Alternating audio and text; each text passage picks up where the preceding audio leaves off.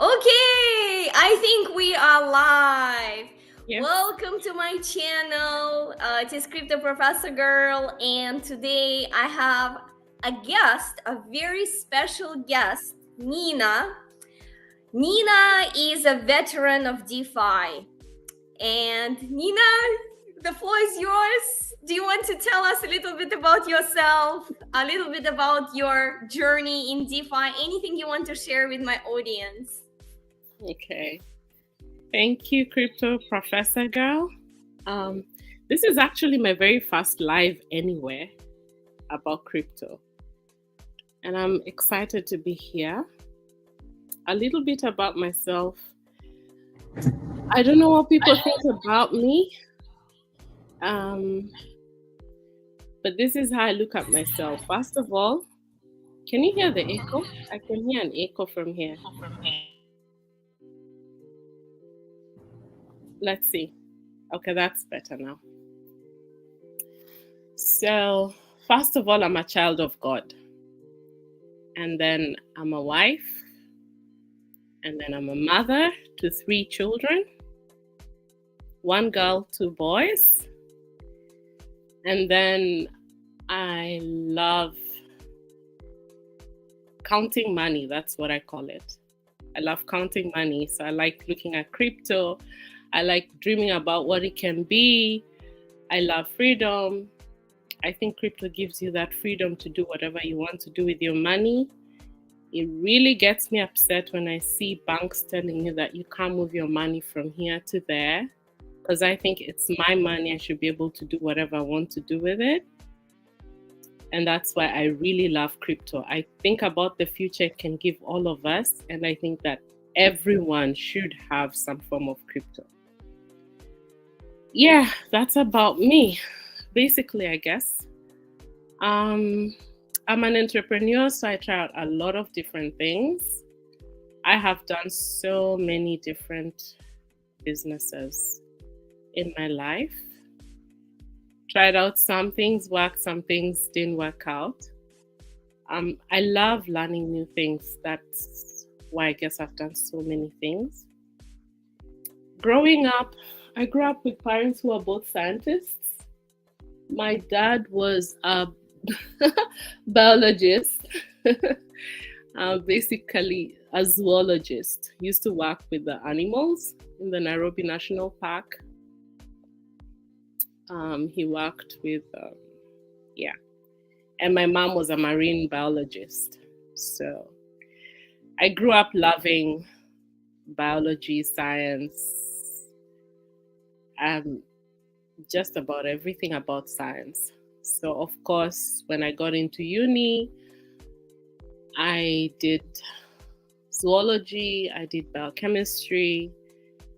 I loved the concept of molecular biology. I went on to study that in South Korea for my master's.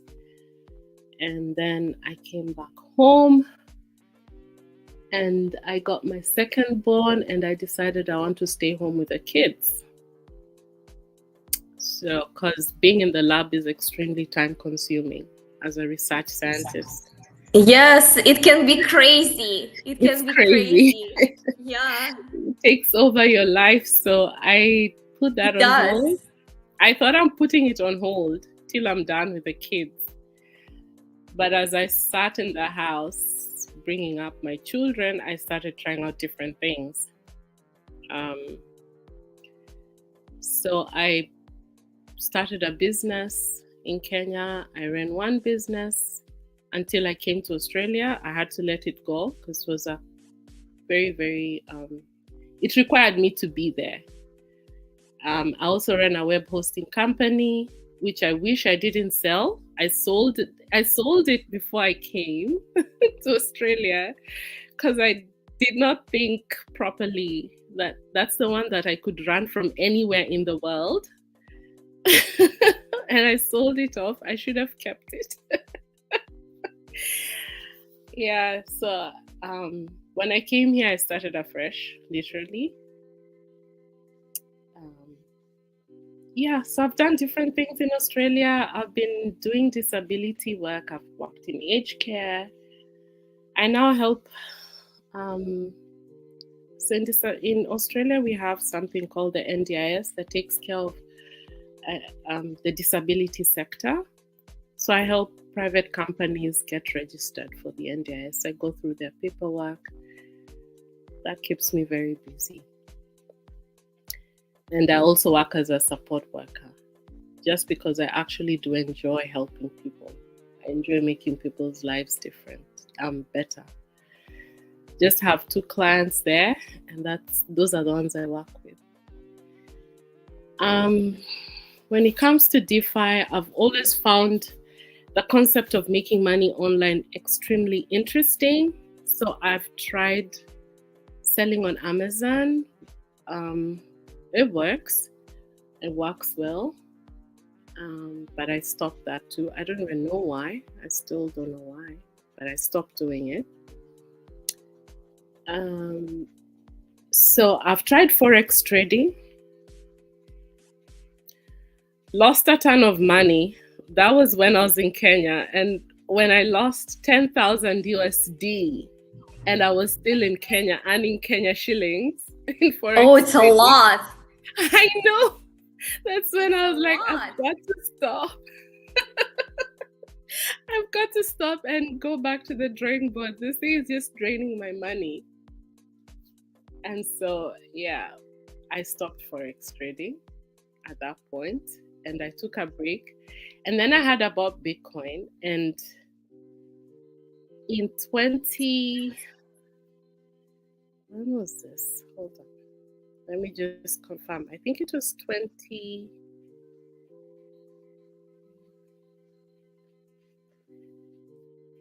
Just give me a minute. I check this trading for 2018.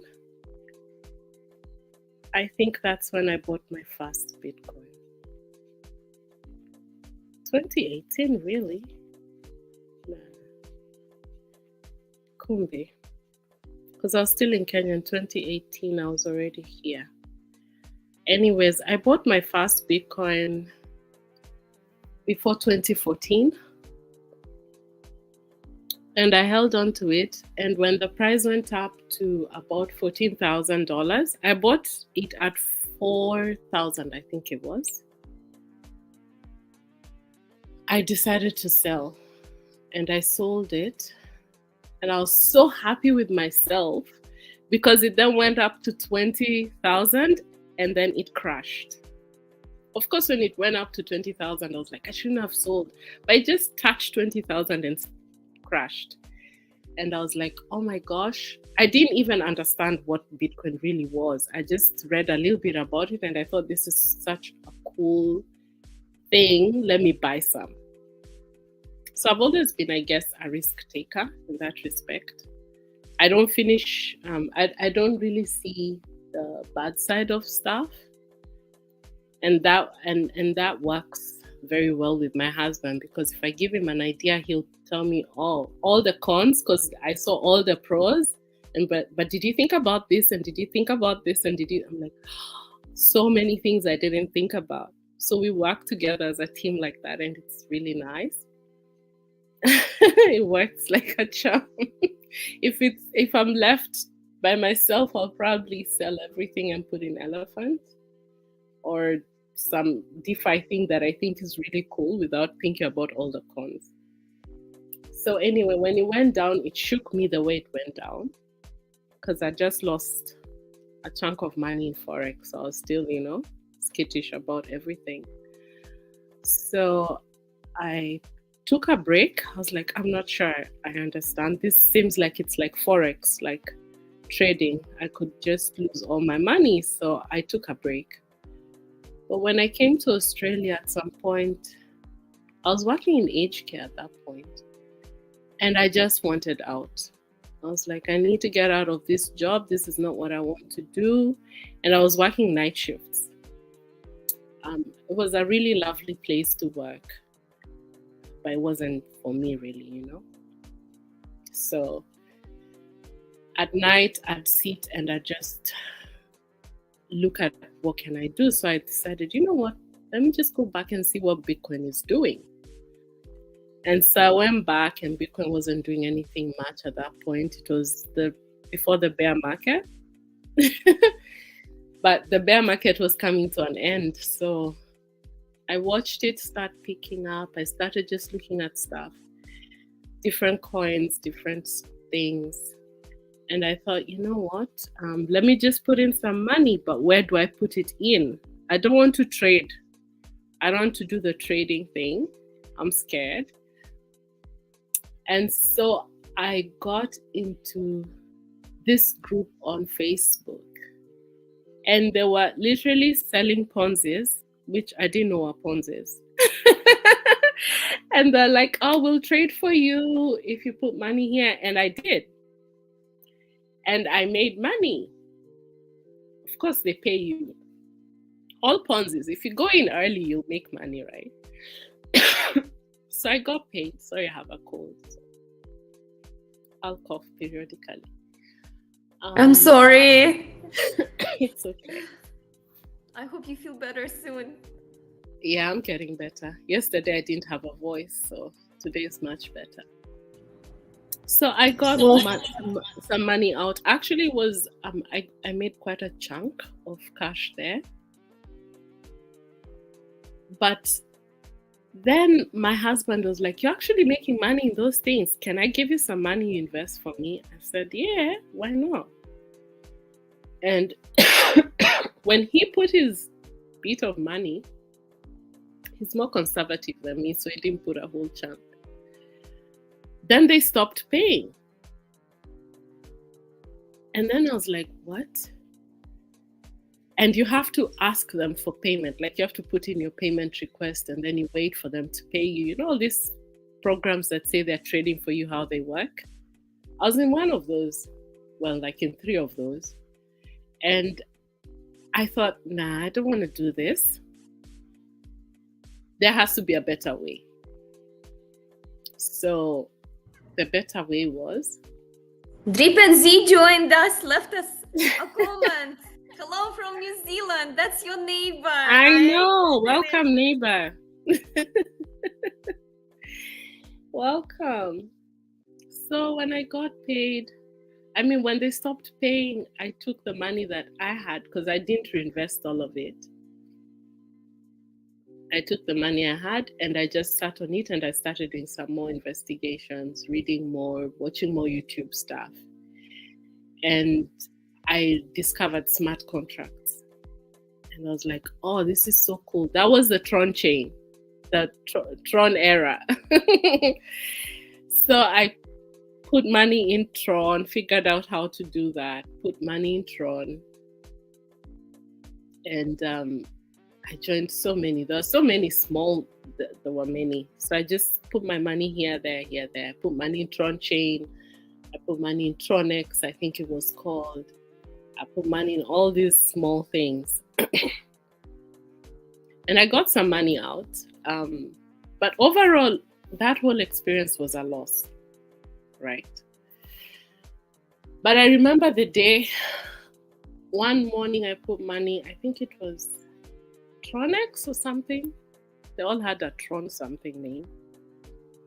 And it was going down. So everybody was trying to withdraw as fast as they could. It didn't occur to me that I needed to stay up the whole night and actually take out as much as I could. So I said, okay, in the morning, I'll see how much I've accumulated in my available, and then I'll withdraw. And when I woke up in the morning, I had this figure in my available, but there was nothing left in the liquidity or whatever pool it was we were withdrawing from. Liquidity was gone while you were sleeping. It was zero. It was zero. Like I couldn't take out any of that money. And I was so frustrated. I remember that day.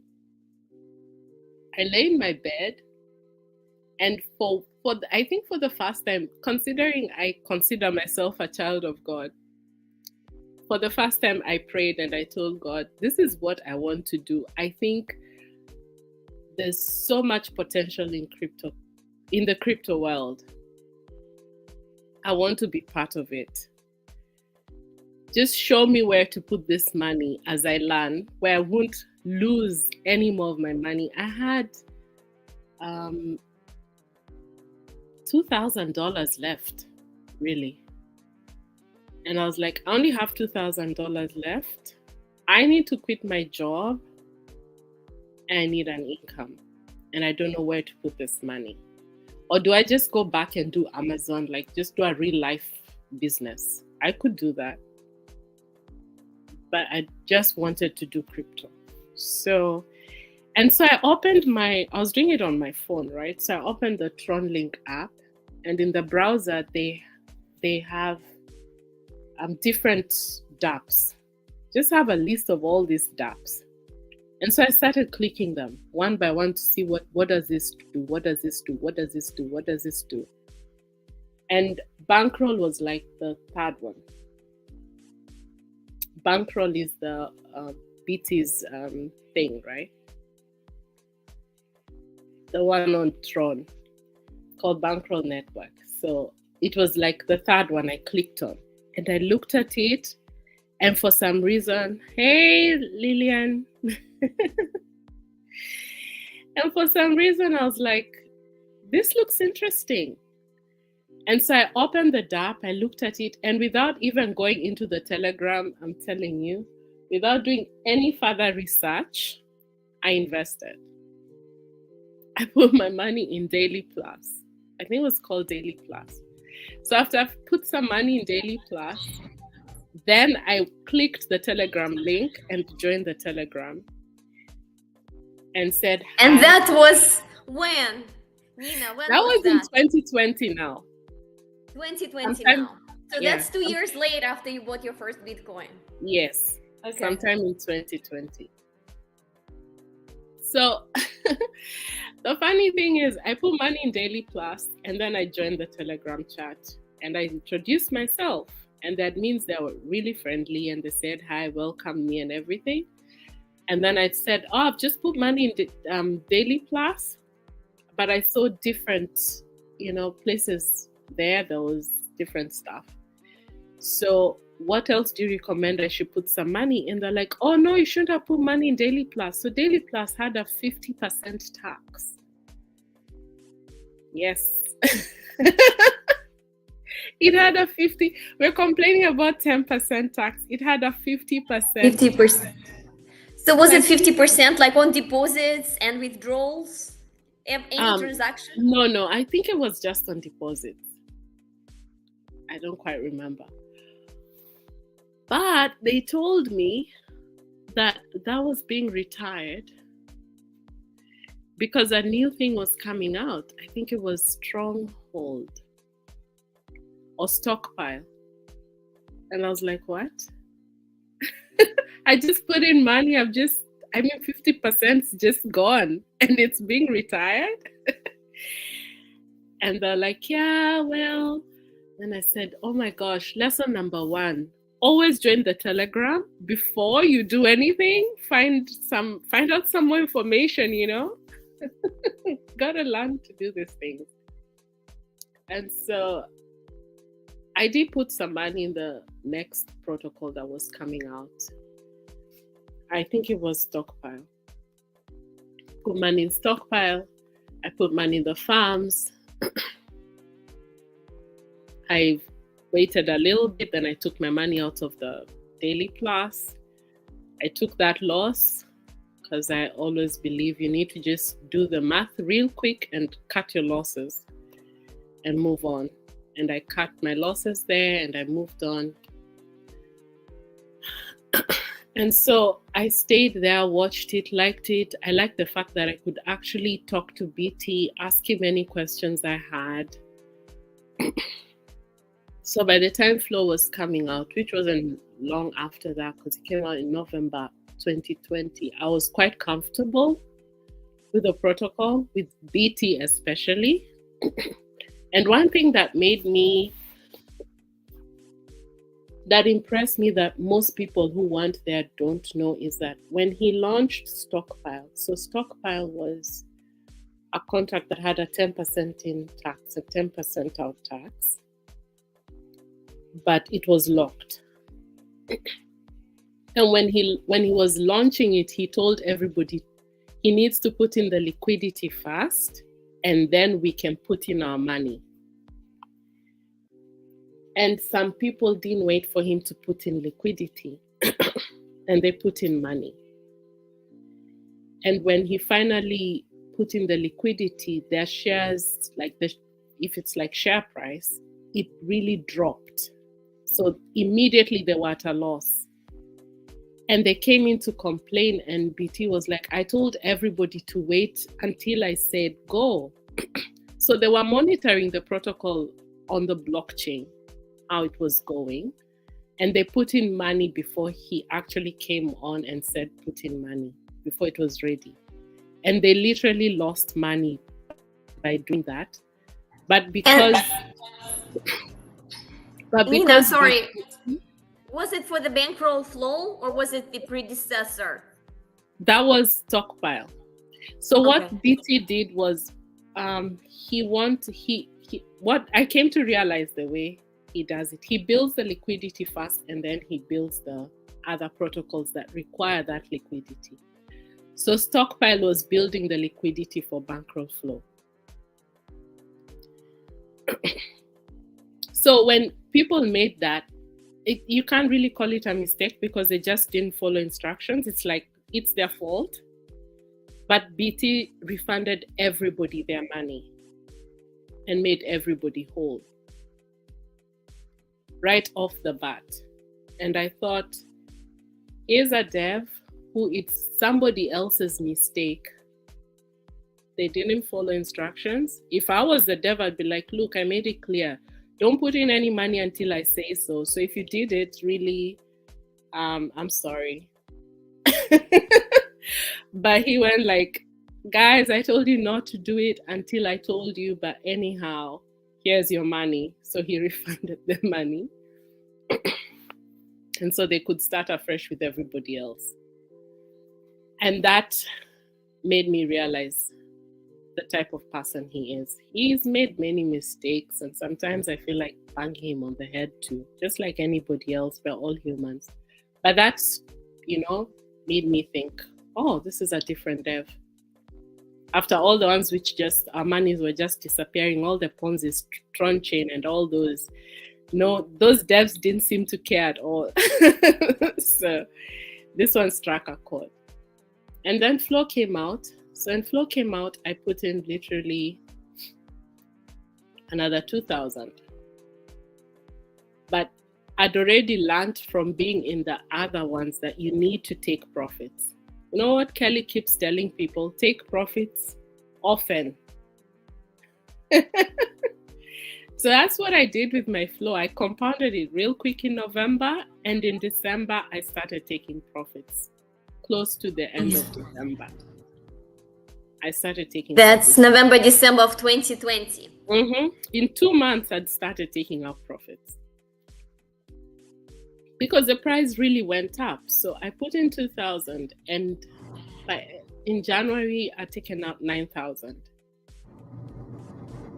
Then after that, things started going south again because BT sat down and he did some other things. Wrote in something that I didn't understand what it would do, called it a reactor. Reactor, yeah. He did reactor 1, it wasn't working. He did reactor 2. The price plummeted. Reminds me of, I'm sorry to say, DDD came out to rescue Drip, but the price plummeted. Yes. Yeah. Actually, yes. I think there are parallels. I think there was even some YouTube video that I don't remember on whose channel I watched, and they tried to draw parallels between BT introducing the reactor and killing Flow, and the Forex and the community introducing DDD and killing Drip. So yeah, they've been compared before. And so I had taken out, I was in profit, but I was watching the whole thing. And then BT just said, you know what? The 365% doesn't work. It doesn't work. It's not sustainable. So I'm going to cut this down to 125%. He did not consult. He didn't do a vote. And that made people so mad. He just changed it. And it was like, from now on, it's 125%. Guys got so ticked off. I was upset because I was like, this is just unanimous. I mean, it's like a dictatorship. It's our money. We should have a say. That's what DeFi is supposed to be like. We're supposed to have a say, right? That's why we're here. I was also very upset. And after that, it was really bad. And I took a break. I just stepped away from everything. That's after flow, right? So after flow collapsed, that's how flow went down. Flow went down because BT just got, he understood that it's not going to work. It's going to drain. It's not going to work. And his way of dealing with it, he didn't come to the community and try and explain it. Like, in Drip, like now they've changed the things, but because there's been, people have seen it and people are willing for it to be changed, they're not making such a hula baloo that suddenly the faucet is just going to die, because they're willing for that to happen, for things to get better. But that time it was just out of the blue. He's like, 365% doesn't work. It's now 125%, take it or leave it. Like, that's it.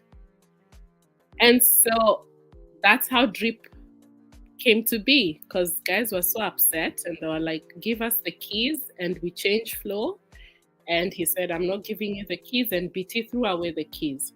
So even he couldn't do anything. He can't do anything with BankerX. He threw away the keys. It was like, that's done. That's how bad it was. And I was just sitting here watching all the drama, both sides. I was like, oh my gosh, this is so nasty. I didn't sign up for DeFi. I didn't sign up for this whole mess. And I stepped away for a minute. And when Drip was being launched, I was, because of everything, I wasn't even sure. I didn't get into the pre-sale. I was just watching and just thinking about everything. But the day it launched, that first day, I said, you know what? I'm going to throw in some money and see what happens. And so I put in some money and just kept compounding it. Literally, I used to compound like once a month. I'd not even bother to really go in and find out, because of everything that had happened. But as me being me, I'm like, those are devils. This is a protocol that might work for me. Let me just put in some money. When did you get into Drip, if you don't mind me asking? The first day, not on the pre-sale, but the first day. Launched, first week. Not the pre-sale. Okay. Because there was a pre-sale. So it was like $2-3 by then? Like, what was the price of the token at that time? No. The day it launched, I think the pre-sale was $2-3. Okay. But the day it launched and immediately went up to about $6. So I bought it around $5-6 there. Okay. Yeah, the very first day. But I didn't compound it like until a month later. I'm like, oh, I need to compound this thing. So I compounded it. And then after the third month is when I started compounding it regularly, like every day. And then so it launched, I think it was June or July. June. It was June, right? I think it was June. June or July, one of those J months. And then I started taking out in November. So I hadn't compounded it that much, but I started taking it out in November. I used to compound and take out some money, compound, take out some money. So you did the sell early, sell often. Is that what you did? Yeah, when I saw the prices going up, I was like, it's time to sell early. In fact, I regret that I didn't actively compound from the beginning, because then in January, when it was really high, I would have been having quite a good amount, because that whole January I didn't compound. I think maybe only twice. I used to watch people in the chat and I'm like, you'd better take your money out now. Take some money out now. Because I was like, this over 100 prizes, they won't last for long. Take your money out now. And so that whole time it went, once it hit like $70, I hardly compounded. I was claiming through and through. I was like, I'll compound when it comes back down. Or when I have to, when I've claimed to the max, the max, you finally claim the max. Then you have to compound. That was my thought process. So I took out whatever I could take out there. And then after that, when the prices started dropping, I went back to compounding, compound claim, alternate. I basically do alternate. Then at some point when the price got to about 20-30s, I just compound or claim depending on how I feel. I didn't have a plan because I was like, this thing is going out. It's on its way out. Let me focus. I do more claiming because I was now moving my money over to Elephant, because I hadn't seen any other project that made sense. I did try. I went into Piston. Okay. I went in late, and I went in knowing that I'm likely to lose my money here. But I was like, you know what? I have money that I can put in. So I put in some money into Piston. I'm quite happy with what the devs are doing with it now, trying to make everybody whole, at least get your money back, which is it's a really good thing. So they've taken the liquidity and invested it. I believe it's in a trading bot. I think No, it's it's in some sort of a futures. trade. No. Oh, okay. They moved it from the trading bot because they weren't making money. Okay.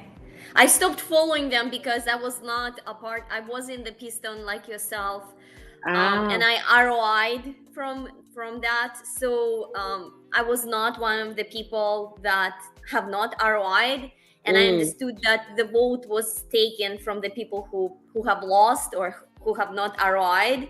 Yeah. So since I have ROI'd, I did not, have a part of the qualify. vote. Yeah, you don't qualify. That's true. Yeah, so they're trying to make sure at least everybody ROIs. And then, yes, which is good. I also got into Ooze mainly because of Kelly. Really, some things I do just to support my friends. But I didn't really think it was gonna work. So it took me a while to get in, and I really loved the concept of Ooze. It was fun. Ooze made DeFi fun. It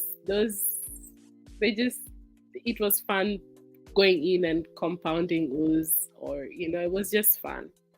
I enjoyed doing that. I wish someone would do something like that again.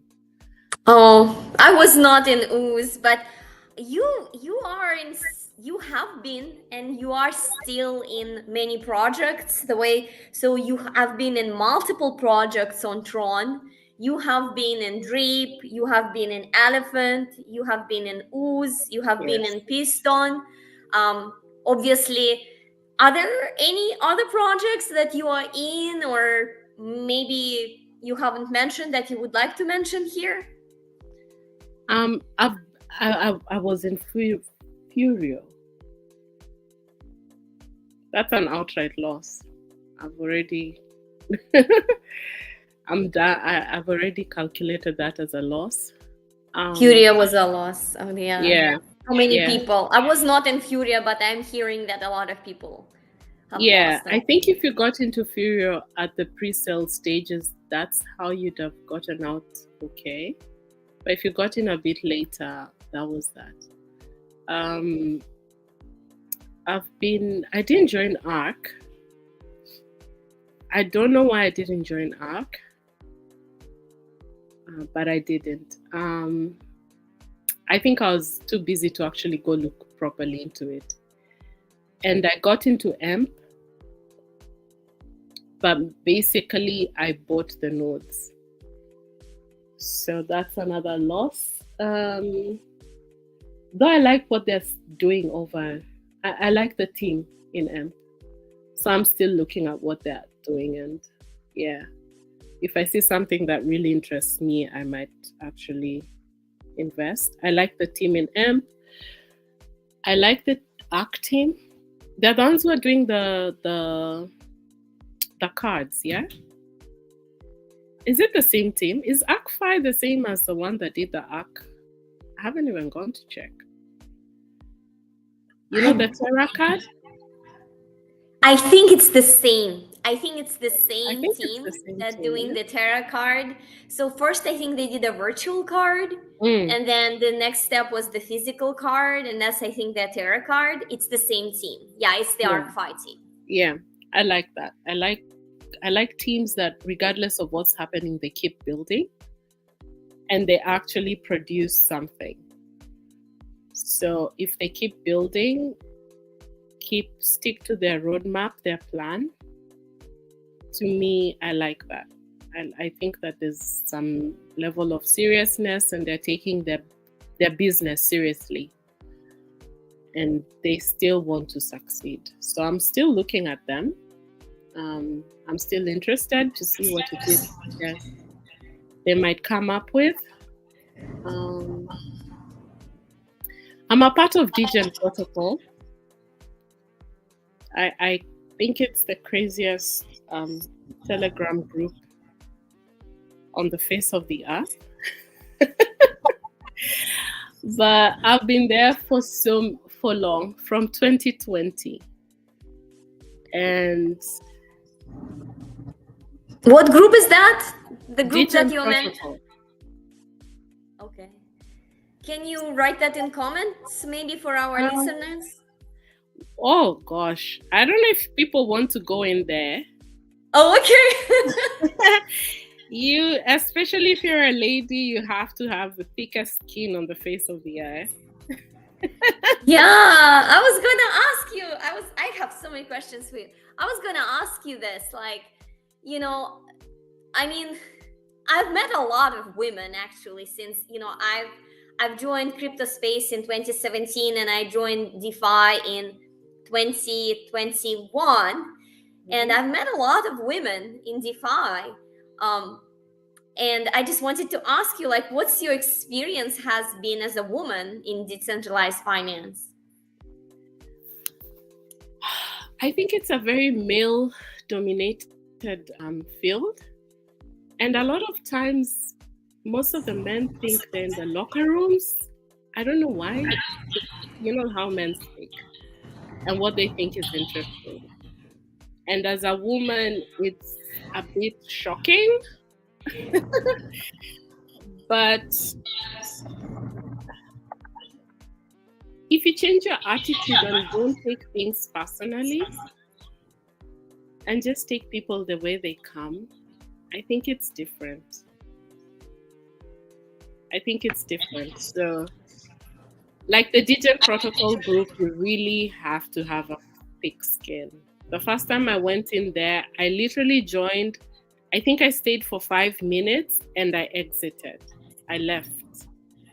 And then BT was having another voice chat there, and I wanted to hear what he's saying.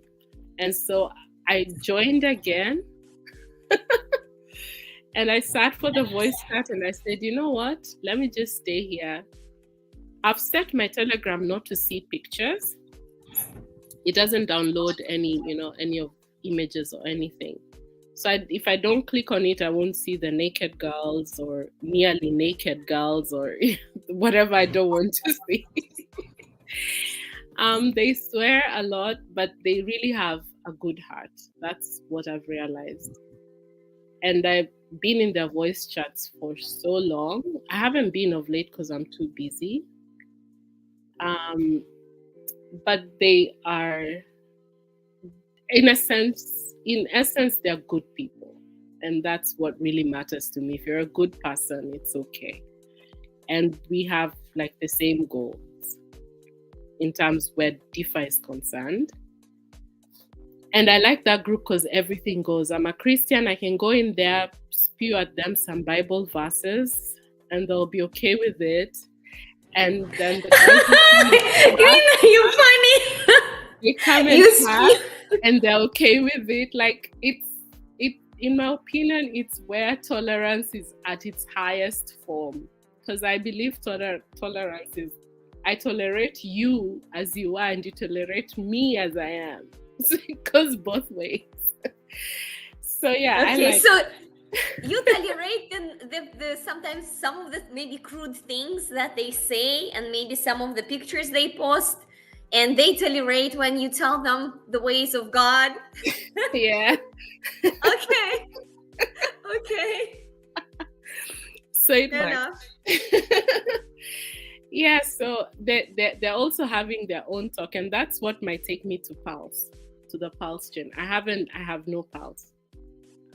Yeah, I was gonna ask you about it because it seems like you've been on Tron, then you moved to Binance Smart Yeah. Chain, and you've done lots of protocols on Binance Yeah. Smart Chain. And now, are you moving to potentially? Maybe you said you haven't, but are you thinking about moving to Pulse, or are you thinking maybe about moving to Base, the new chain that Yeah. was launched by Coinbase? Or maybe some other ones, like I don't know, like Arb or a Polygon.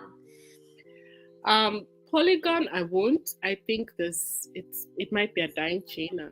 I don't know, but Okay. Pulse chain, I'll go there because of Degen Protocol when whatever they're planning to launches. I'll go there. I'll put in some money there, and that's what will take me to Pulse chain. And then once I'm on a chain, I probably look around and see what else is there. Hey, Okay. Yeah, Ants Girls here. Thank you. Thank you, everybody. Thank you, Drip New Zealand, Lillian Rose, and Ants Girl. If you guys can spread the news that Nina is here and doing live, if you can post some links in some of your groups, we'd appreciate that. And thank you so much for joining and watching us live. So, Nina, you are considering doing Pulse, but you haven't joined it yet, correct? Yeah. Yeah, I was gonna ask you like what I was listening to your story and the dApps you've been, and it seems that a lot of the dApps that we've discussed today are ROI type of dApps, where you would lock your initial investment for a certain period of time, and then you're going to be getting your, some of them you'll compound, many, in fact, you compound, and then you get your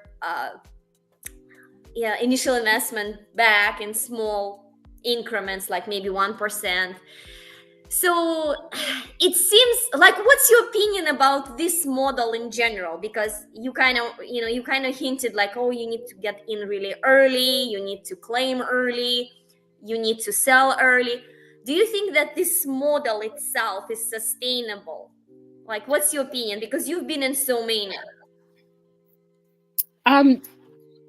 I feel that any model where you need to get in early tells you that it's not sustainable. If you have to get in early because if you get in late, you might lose you might lose your money. That answers your question. It means you really think it's not sustainable. So when I go into ROI dApps, that's what I'm thinking about. What I like about futures, it's different. I literally have a futures position, which I'm right now trying to just leaving it to accumulate as much as possible before the NFTs go to the third stage, elephant NFTs, because I want to buy more NFTs. Then I'll sell whatever it'll be and buy before, maybe when there's like 1,000 left, I'll sell it off. Because when I sat down, I was like, futures I can get in any time. There's no rush to get into futures. Okay. So futures is the difference. The reason I was drawn to ROI dApps is passive income. Yes. I just want passive income. I want to be able to be wherever I am in the world and still make my income and Yeah, still I have agree. my This impact. is cool. This is really cool. But here we have Lillian who said that Yes. most are Ponzi's. I think she's talking about Lillian, ROI. you're right. Most ROI dApps are Ponzi's. And that is why you have to get in early. And if you don't get in early enough, then you don't get your money back. You can't ROI. If you think that's how it is, then it's a Ponzi for sure. But the reason I say for me futures is different is I realized there's no rush to get into it. You can decide to get into futures next year and you'll just be fine. So it's not a Ponzi. We have more people joining us. We have Lady Mania. I'm glad that the ladies are coming because one thing I feel that people are not realizing is the NFT's potential. If you have, hey, Kelly. Kelly came. Kelly, this is for you because I know you have like 3 NFTs. I don't know why. Anyways. So we kind of segued into talking about Nina's, one of her favorite protocols, I think. Yes, is it Elephant is Money. actually my favorite protocol.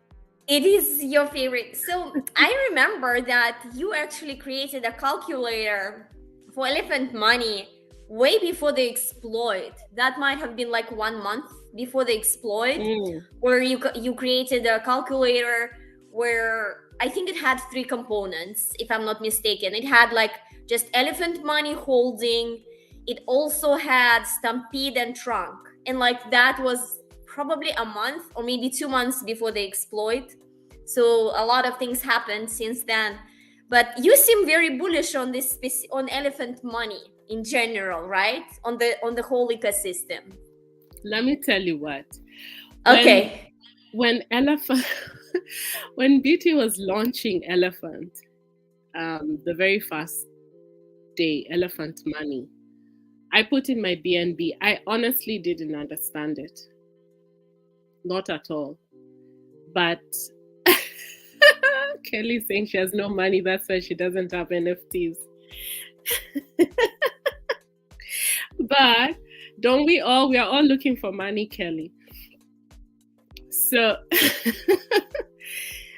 so I just put in the BNB I had because it was a BNB. You just put in BNB and then you wait to be allocated whatever elephant you get. I got my elephant, and soon after that, actually, the price went down. We were in losses, but I didn't sell it. I still didn't understand what BT was doing. I didn't understand this token, but I just held on to it. And then BT kept telling us, you need to get it. If I wanted to be a trillionaire, I guess I would have, because I was there from the beginning, and there was a point where I was like, it's 3,000, I think it was like 3,500 now to actually become a trillionaire. And I was like, I'm not putting any more money in something that's at a loss as we speak. But the more I learn about it, even till now, every day when I go through something, I'm like, oh, that's what it does.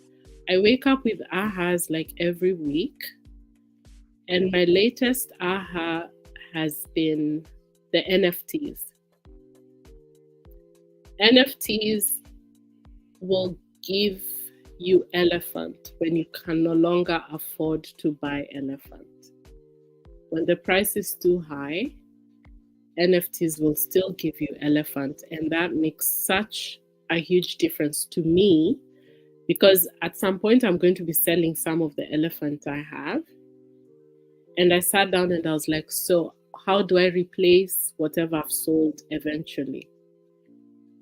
And the answer to me was NFTs. So if I sell 10 billion elephant, maybe in 2 years now, how do I replace the 10 billion that I just sold to keep my holdings at the level they are now? And that's why I think NFTs are really something that people should have. So for now, I'm no longer buying any more elephant, but everyone has to have their own strategy. I have a bag that I'm happy with. My main holding, I'm happy with it. I'm planning to hold it for a while.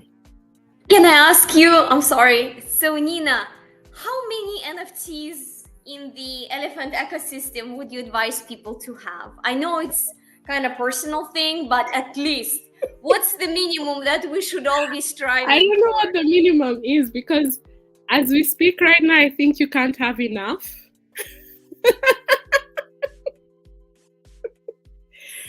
This is my calculation. You've gone quiet. We've lost you. I can see Are your you face. there? Yes. Can you hear me? Yeah, you're back. Yeah, I was just saying I got only one. And Oh no. I missed the first round, so I had to buy one for two BNBs, I think. Because I think they used to sell them for one, and now Yeah. they're selling them for two. And I only got one BNB, so I am I'm not in the futures. I'm holding the elephant money itself, and I still have my Stampede bag, Yes. and I have one NFT so far. Okay. This is my take. If you're happy with your elephant bag, somewhat happy with it. Like if you couldn't afford any more and if you couldn't afford to buy elephant, if you're happy with the amount of bag you have now, if you have any extra money coming in now, just buy NFTs. Forgo the 100x that everybody's thinking about, like, oh, spend 2 BNB, it would 100x. Just forgo that by the BNB, the NFT. That's what I'm doing personally, because I actually realized the value of the NFTs. The NFTs are obviously an early come. The earlier you get in, the better for you. And then at some point, no, Lillian. The answer is not always more.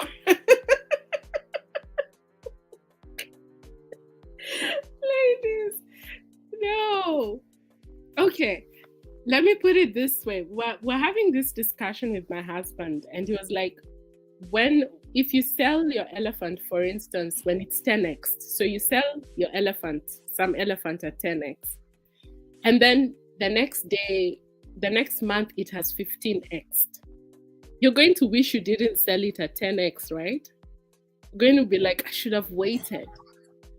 Yeah, but it's hard to predict those things. So you might be like, sell in small increments, like DCA out as it's going up. Like, I guess you'd have to develop a strategy. Like, once it hits this and this, I sell that percentage of my holding. Once it hits this number, I'm going to sell this percentage. I guess if you stick with this plan, maybe you'd feel a little bit, like, okay, I didn't sell it all once it 10x. True.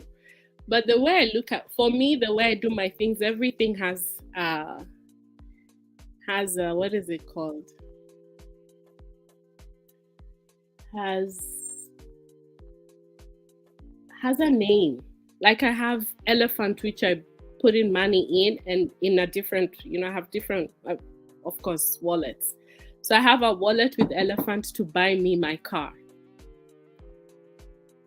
So whenever it gets to the price of the car I want, so you have like project. So like I have one. Yeah, I have wallet for this project, like one wallet for another project, like a third wallet maybe for a third project.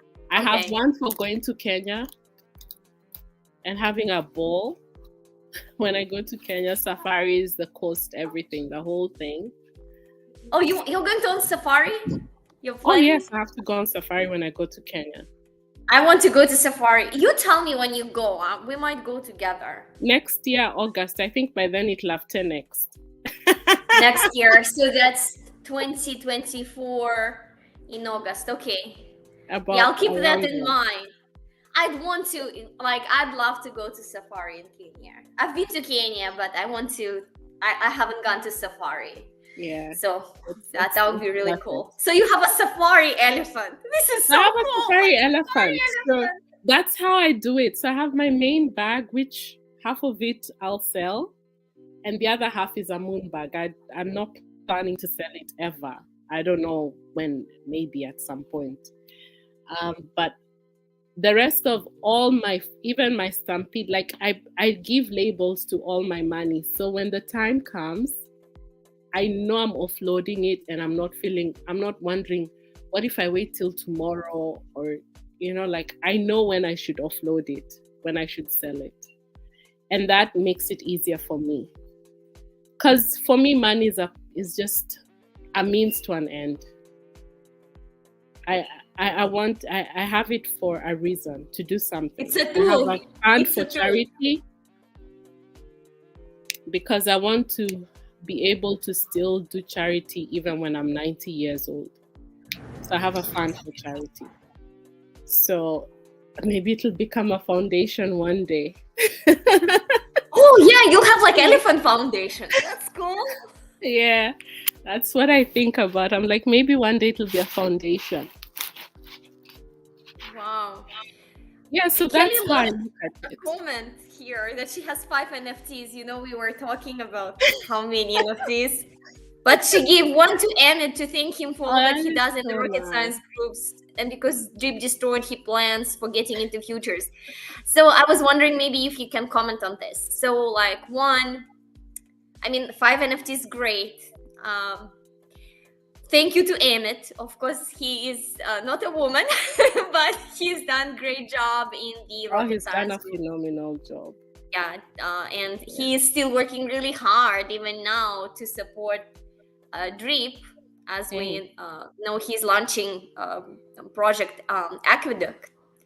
So where I think he's trying to funnel some money from the animal farm into Drip. So Kelly is saying because Drip destroyed his plans of getting into futures. Do you want to comment on what happened to Drip? And you touched upon it a little bit. And if you like, what's your prognosis? Obviously, there are some changes. If people are watching us, I'm assuming lots of them came from Drip community. I started my journey largely with Drip as well. So my understanding is that the contract, as we know, that will be retired within days, right? So they're changing the multiplier from 365 to just 100%, and people would be able to claim out, but they would be able to claim out only their real deposits plus hydrates, right? Minus what was already claimed. So of course, some people invested at really high prices, and whatever they're able to claim out over a period of next 100 days or so, they might still not be able to ROI. So I just wanted to hear your thoughts about since you've been in Drip since day one or since week one, like what are your thoughts on the protocol and where it might be going?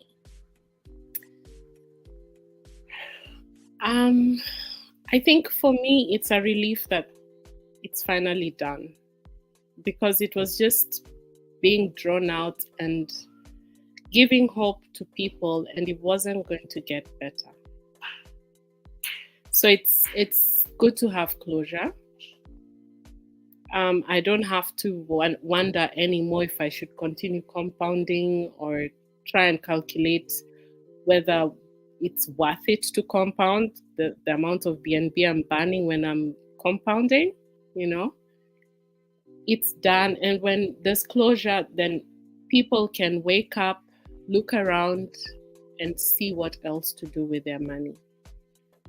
I really like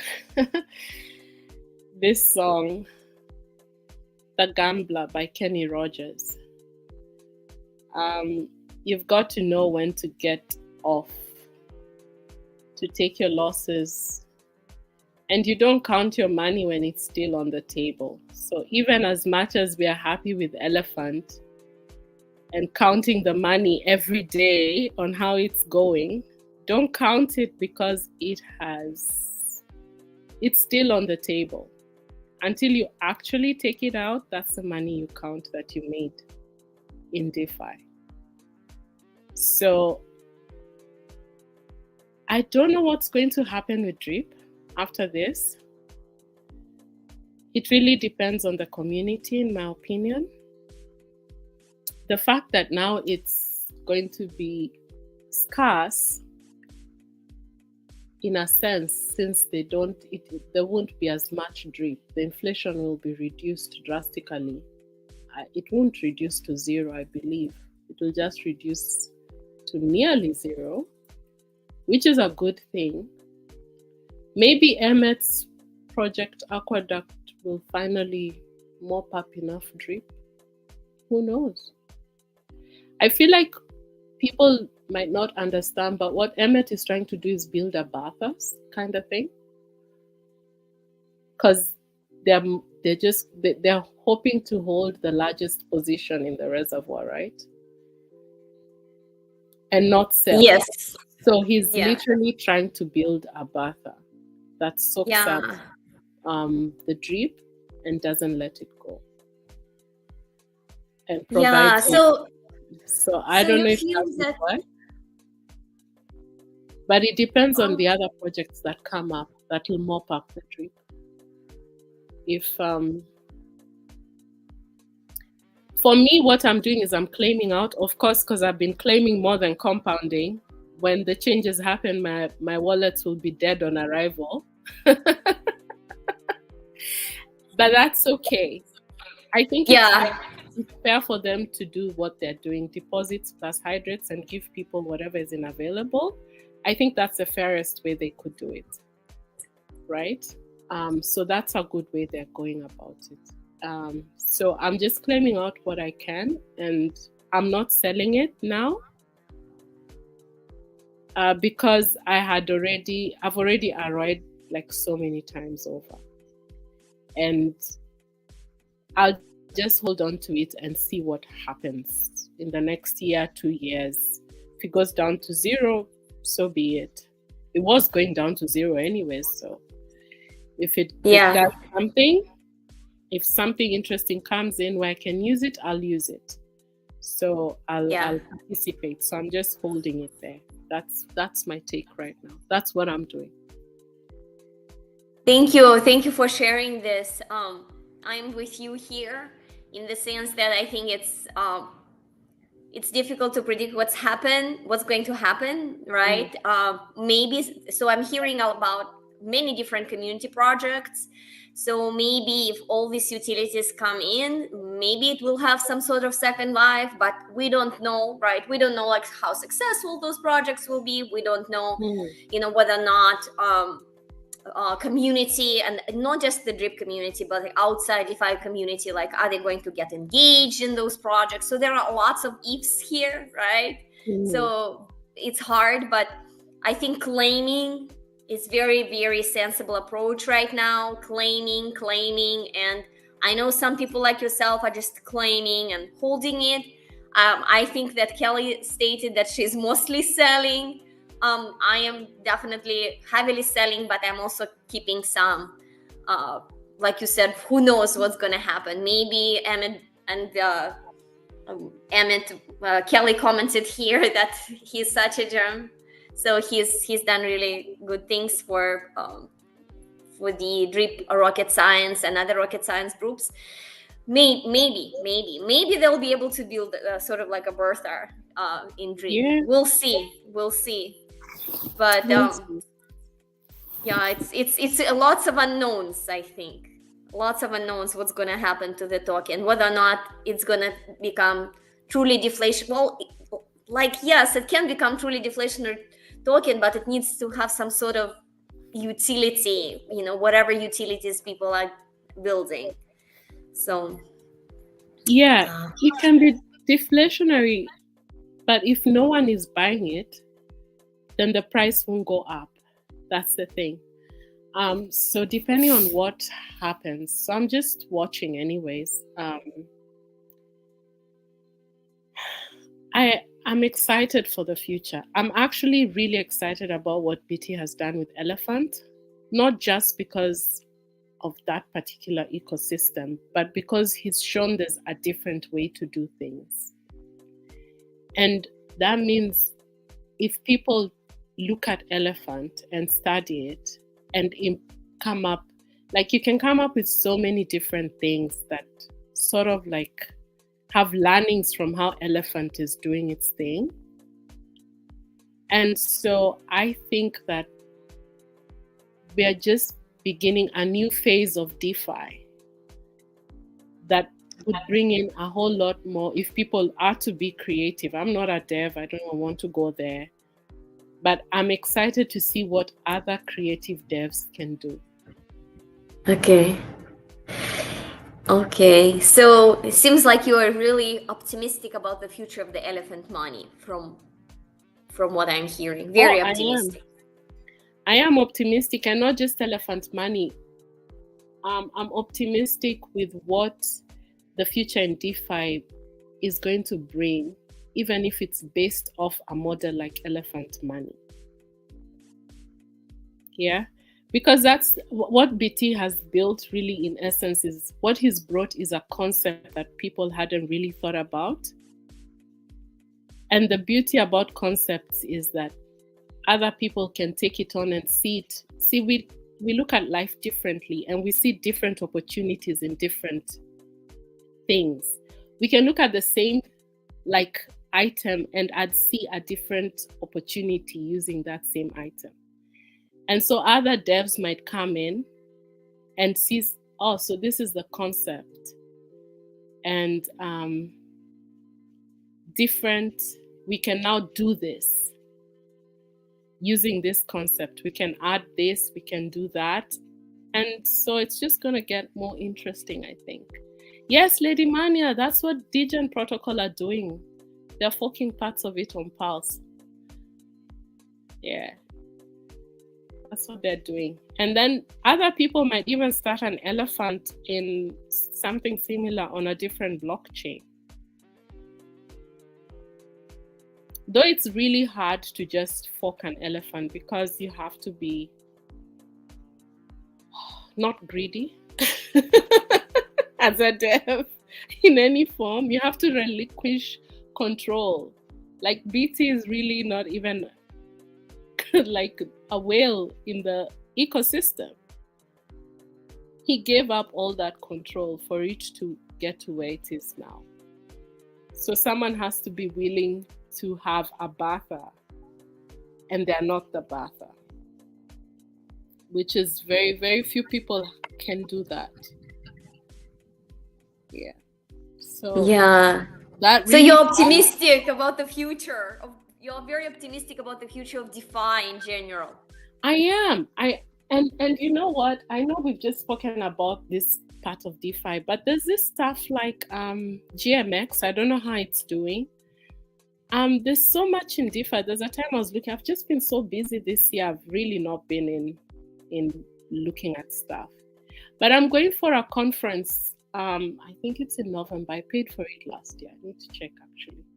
Sometime in November here in Melbourne, the Australia Crypto Conference. I went last year, and I found out so many new things are being built. And so there's just so many ways to make money in DeFi. Some are quicker than others. Yeah. And some will lose your money. And some will lose your money, but isn't that just life anyways? I mean, Yeah, we buy that's so true. many handbags and use only 3. Yeah.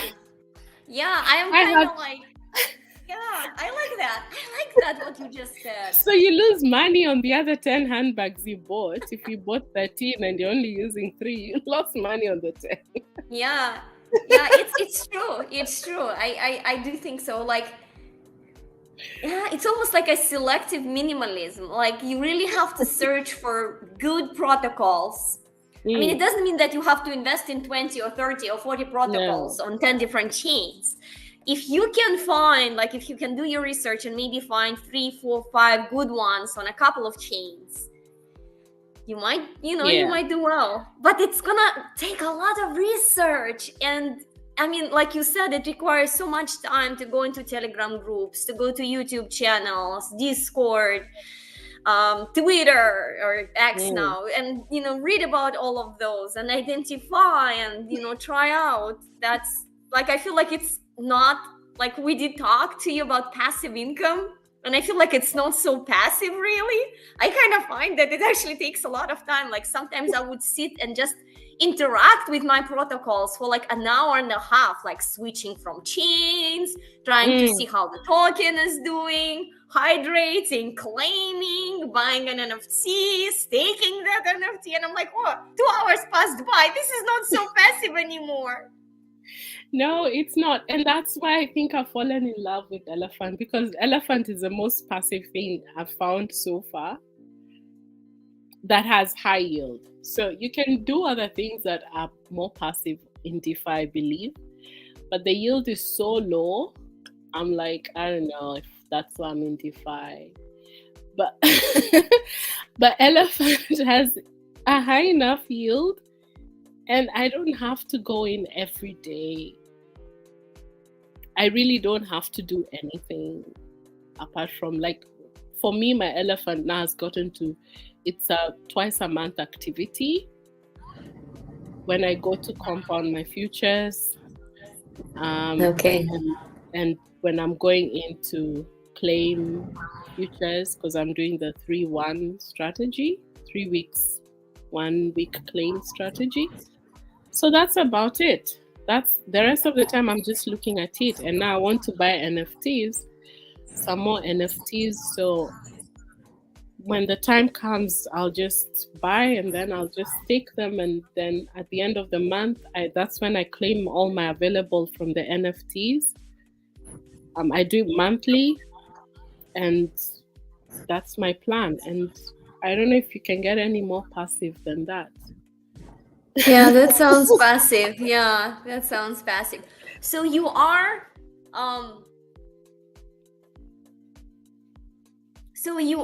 in NFTs that you've staken. You do have an elephant money bag. You also you are still doing Stampede, right? I have everything in elephant. And futures. And you have the futures. Yeah. I had farms. I took out my money from the farms. I took the BUSD, put it in futures, and I put the trunk in trumpet. Okay, and you have a trumpet too. Oh, you are like everywhere in that ecosystem. I am. It's very. We have a comment. Yeah, let's see. Trip to elephant. Yeah, at the moment it is a safer bet than drip, of course, because we don't know what's going to happen with the drip token after this. So it's kind of difficult to tell anybody about drip. But I didn't tell anybody about drip either, because I'd just come out of flow and I'd seen how quick it went up and down, and I wasn't sure about drip. So I didn't tell anybody really about drip. So I didn't get any of my friends into drip. I've been telling them about elephant. I'm not a really good salesperson, so to speak. The each one teach one thing. But I've told all my friends, and the ones who are interested have gotten in, have asked me how to get in. I'm actually finding more interest in the younger generation. My kids' friends are more interested in knowing, because my kids tell everyone when they're like, oh, my mom does crypto finance. They're like, oh, your mom does crypto what? Crypto finance. Yeah, that's cool. I'd like to talk to her. Like, okay. It's interesting. It's interesting. I do really think that it's important that we teach our kids and educate them on cryptocurrencies and decentralized finance. I'm going to do, if you have time, or if anybody in the audience have time, I'm doing one live with Kryptonite, who is actually not a woman.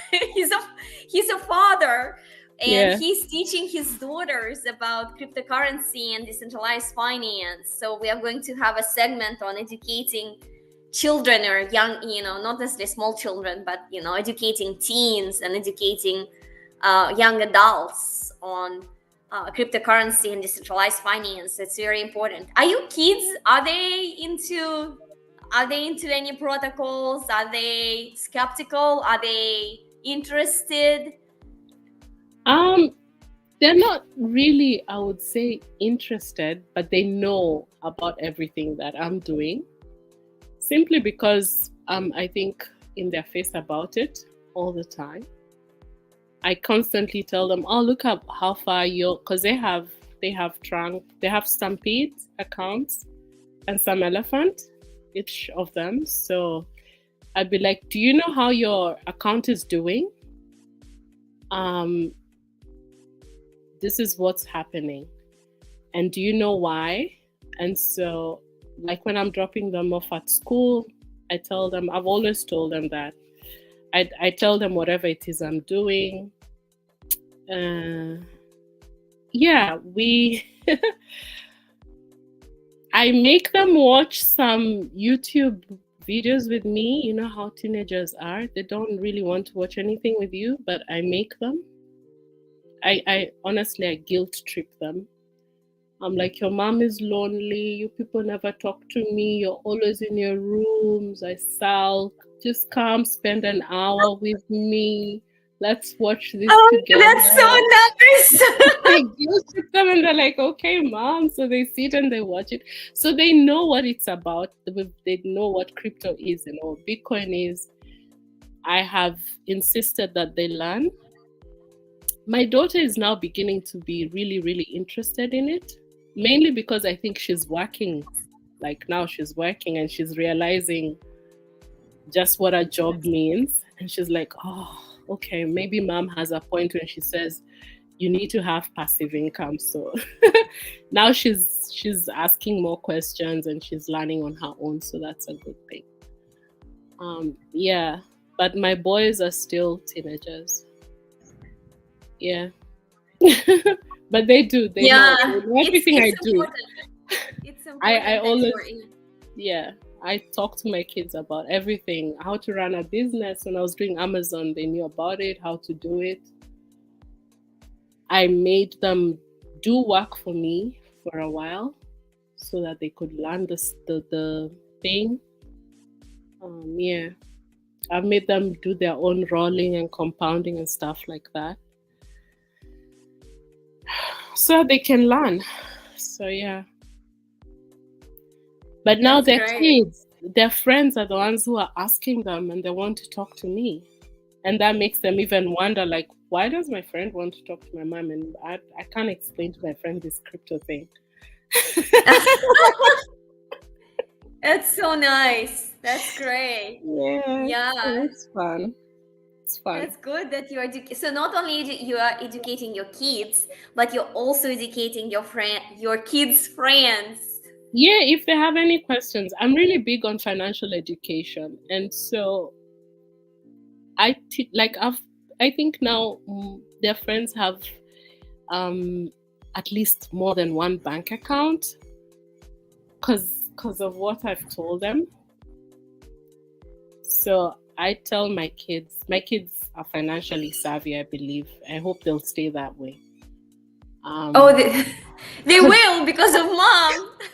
Because we've taught them how to do that. And so now when they share with their friends, they're like, oh, how do you do that? They're like, oh, this is what I have. So they all have more than one bank account and they split up their monies accordingly. It doesn't matter who gives them money, they have to save some of it. And then now the beauty of them knowing about crypto is like my son the other day looked at his savings account and was like, Mom, this account only gave me this much interest. And my Stampede, even if it's low, has given me this much interest. And he can now compare and see the difference, like, oh wow. So these banks are not giving me any money.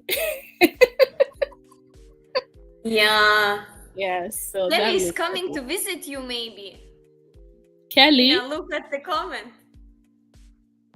Oh, but that's in New Zealand. Yeah, but she wants you to visit, or she can come and visit. You want me to come, Kelly? I'll come. By the way, I need to travel. I just need a reason. That's a reason. I'll come. Let's talk about it for real. I'll come. I need to travel. That's I need great. to travel, and I don't know where to go. I need a reason. Well, you and me, we are gonna go on safari in Kenya. Safari, we're going. I'm turning 50 in Yeah. 2025. So let's do safari. Yeah, and we will talk. We will talk. We should meet in Kenya for sure. If you're going to Kenya, I'll come and meet you there. All the ladies on here, put your money in elephant. Put some money in elephant to 10x's and you come to safari in Kenya in 2025.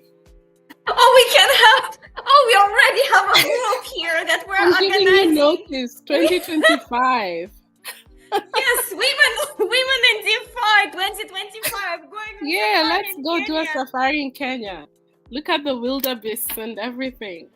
And then we go sit at the beach in Mombasa, in the white beach, and just chill there and just soak in some I got sand. a place there. I got a Some place sand. there. Let's do that, guys, for real. That's a plan. For my 50th birthday. That would be cool. That would be cool. That would be cool, yeah. Yeah, we should. Yeah, let's hope all those bags are going to 10x, 100x. Oh, they'll 10x for sure. Like, see, I didn't understand it when he was building it. Even when Stampede started, I still didn't get it. Like, I didn't understand it. If I'd understood what elephant really is, I'd have bought $1 trillion. But I didn't quite understand the whole system. And this year is when I've sat down, literally this year, and actually looked at elephant in depth. And I'm like, oh my gosh, this is amazing what he's built. Amazing. And that's why I'm telling you, if you have a decent enough elephant bag, stop buying elephant. Just buy NFTs.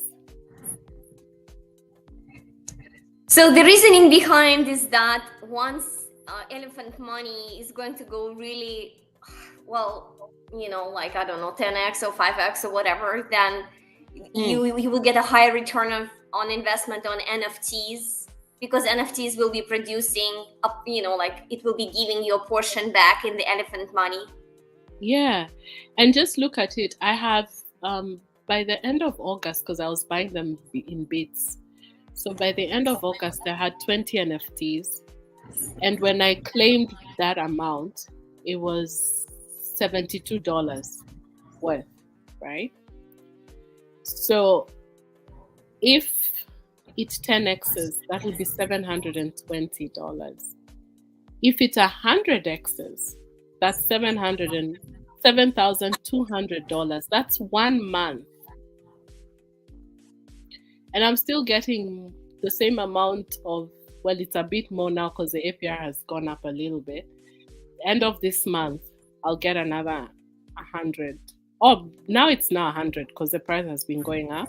So that 72 figure now reads 105 today. So when I looked at that, I realized I think we all don't understand. By the time people understand how much money, passive income NFTs can give you without you having to compound anything, calculate strategies, just buy and leave it there, an NFT will be costing 64 BNB. By the time I feel people will actually realize the worth of it, and then it'll be expensive. So my plan is to buy as much as I can. So you're doing NFTs mostly now? For BNB, because I feel like 4 BNB is too much money. I don't know. I feel like it's too much. How can you have a decent enough elephant bag? That's why you need to have a label for all your money. What is the point of your elephant bag? So from there you can know if it's decent enough. I know what I have a decent. I don't even have $500 billion. I have less than that, but it's decent enough for me. I'm happy with my elephant bag because it has a use case. and I can see it's going to hit. When it hits that use case, I'll offload some of it, and then I'll keep some of it for, I don't know, the moon, the 1000x. I don't know when. you know? Yeah. So once you have, if you don't have a decent enough, maybe you just do the math anyways. Which one is cheaper for you to get in the long haul? 100 BNB or, yeah, Kelly, that's why you need to stop selling. You need NFTs. Because then you just will be selling your elephant without feeling any pain, because next month more will be coming in.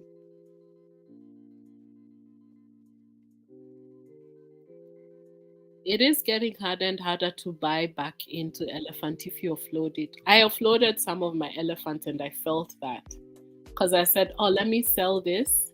I literally sold half of my bag. That's how I've gone under under 500 BNB, because I sold half of it and put it in Stampede. That's how I got my Stampede. I have a healthy Stampede just before the exploit or something thereabouts. And then now buying it, I said I'm going to buy it back in. That was my thinking. And I didn't buy it back in after the exploit. And now it's almost impossible to catch up to the bag I had before. Yes, it gives you elephant tokens, which is awesome. The NFTs give you elephant tokens. So if you just hold on to them, yeah. So for instance, like,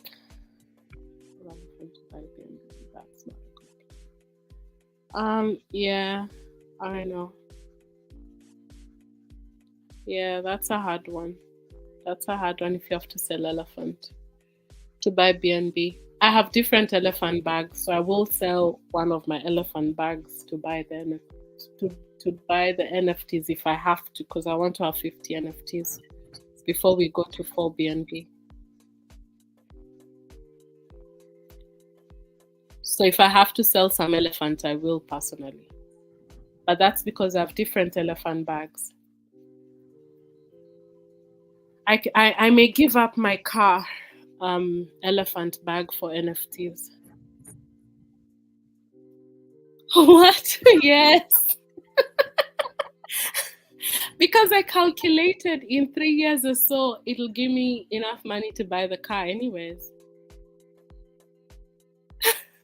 Let me ask you, Nina. So this is something that, I've been thinking as we were talking. Obviously, you have been very successful in Drip, for example. You've been somewhat successful in Flow, somewhat, right? From what I'm hearing. You have not been successful in some other things, like in some of the projects on Tron Chain. You've seen projects deteriorate. So this is a hard question. I mean, obviously, you have a long history with BT, right? Because you said that you were with BT in some of his projects even before Flow. So now we all witnessed the exploit. I was there. You were there during the exploit. Let me ask you that, like, and we see the chart, the elephant money chart, like going all the way back almost now. Now it is almost at the point of all-time high. It's catching up maybe within days. You are not worried about the situation in the future where maybe another exploit might happen? No. Like, no. No. And from what the way it is set up now, it will be very difficult to exploit it. I think what people need to be aware of is Trunk. Trunk is going to be traded. It will be highly volatile, even when it gets to peg. For a while, it will be volatile. And that might make people wonder what's happening, but it's drunk. But I'm not afraid of, I'm not worried about an exploit. What I really wonder is when it will stabilize the price, because as much as it's, this is just my thinking. I'm not really mathematical kind of human being. I'm a biologist, not a mathematician. But I think, when I really think about, because I've seen people asking, will it go up forever? I feel like at some point it'll get to an equilibrium. A state where the selling, people will have to sell. I'm planning to offload some of my elephant at some point, where the selling as well as the compounding, the money coming in will sort of like balance, and we'll have this ranging of price. That's what I think. I don't think it'll go up forever. Okay, maybe it might want to go up forever, but because there'll be selling happening, it'll keep the price ranging. So I feel like, knowing when that will happen, I'm not so sure. But if we are all here now, we'll still make a good return. That's on the elephant token. But I feel like it will get to a point where it will just be ranging, when the selling and the buying will sort of like equalize each other. Yeah. Maybe that's the steady state that BT talks about. I don't know what he means when he says steady state, but in my head, that's what it translates to. Okay. We have more people joining us. Here, look, we got Moonshot Max. Thank you, Moonshot, for coming. That's what I think. You got a question, Nina. Oh, okay. So Trunk is now basically 100% BUSD, right? There's no more 25% elephant. And how it will peg is when that redemption queue goes down to 0. And so the rest of us who, as we watch it going down to 0, will be buying Trunk from the LP and putting it into the redemption queue. And I think it will maintain peg when Bata can get rid of that redemption queue within a day or hours. So there'll be like a 0 redemption queue. If you put your money in there, within 24 hours, Bata will have paid you out. Because that will also bring up as people are buying Trunk, doing the arbitrage to redeem the money and make whatever they'll make, 10%, 20% profit, whatever, it'll bring the price up in the LPs to $1. Just before the exploit, even if Trunk was 75 BUSD, 25% elephant, it was sort of like working the same way. Because I remember when I was funding my Stampede, I literally used to look at the price in the LPs first before I mint it. Because sometimes the price in the LPs would be slightly lower than minting it, than $1. And then I'd buy it, then I'd have a little bit more Trunk. Or sometimes it would even go down to about 90 cents and I'd buy it there. Or sometimes it would be higher than $1 in the LPs on PancakeSwap. There are days it was more than $1. Then I'd go and mint it. So I used to do that before I buy any Trunk. I used to check what the price is on PancakeSwap. Yeah. Okay. That's what's going to happen. So Enbatha can clear the redemption queue really quick within 24 hours and maintain that over a period of time. Trunk will have pegged.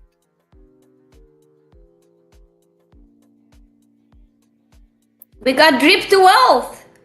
Hello, Kryptonite. Yeah, welcome. We have a lot of people coming today.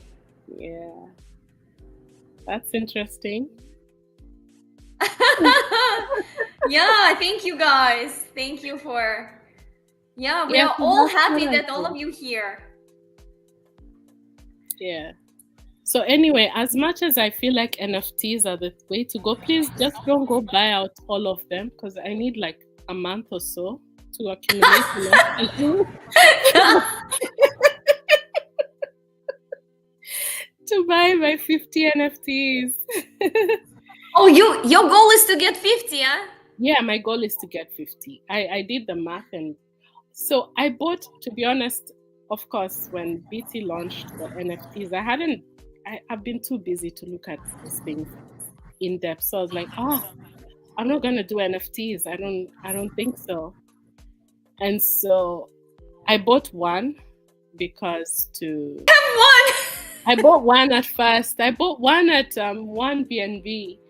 And then after like a week, I was like, so what does one do for me? Like, what's this return? It's so negligible. What is this? So I sat down, I said, okay, so I'm gonna buy more NFTs, but how many do I need?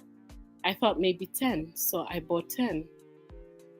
I bought 9 more, so now I had 10. And then I thought, 10?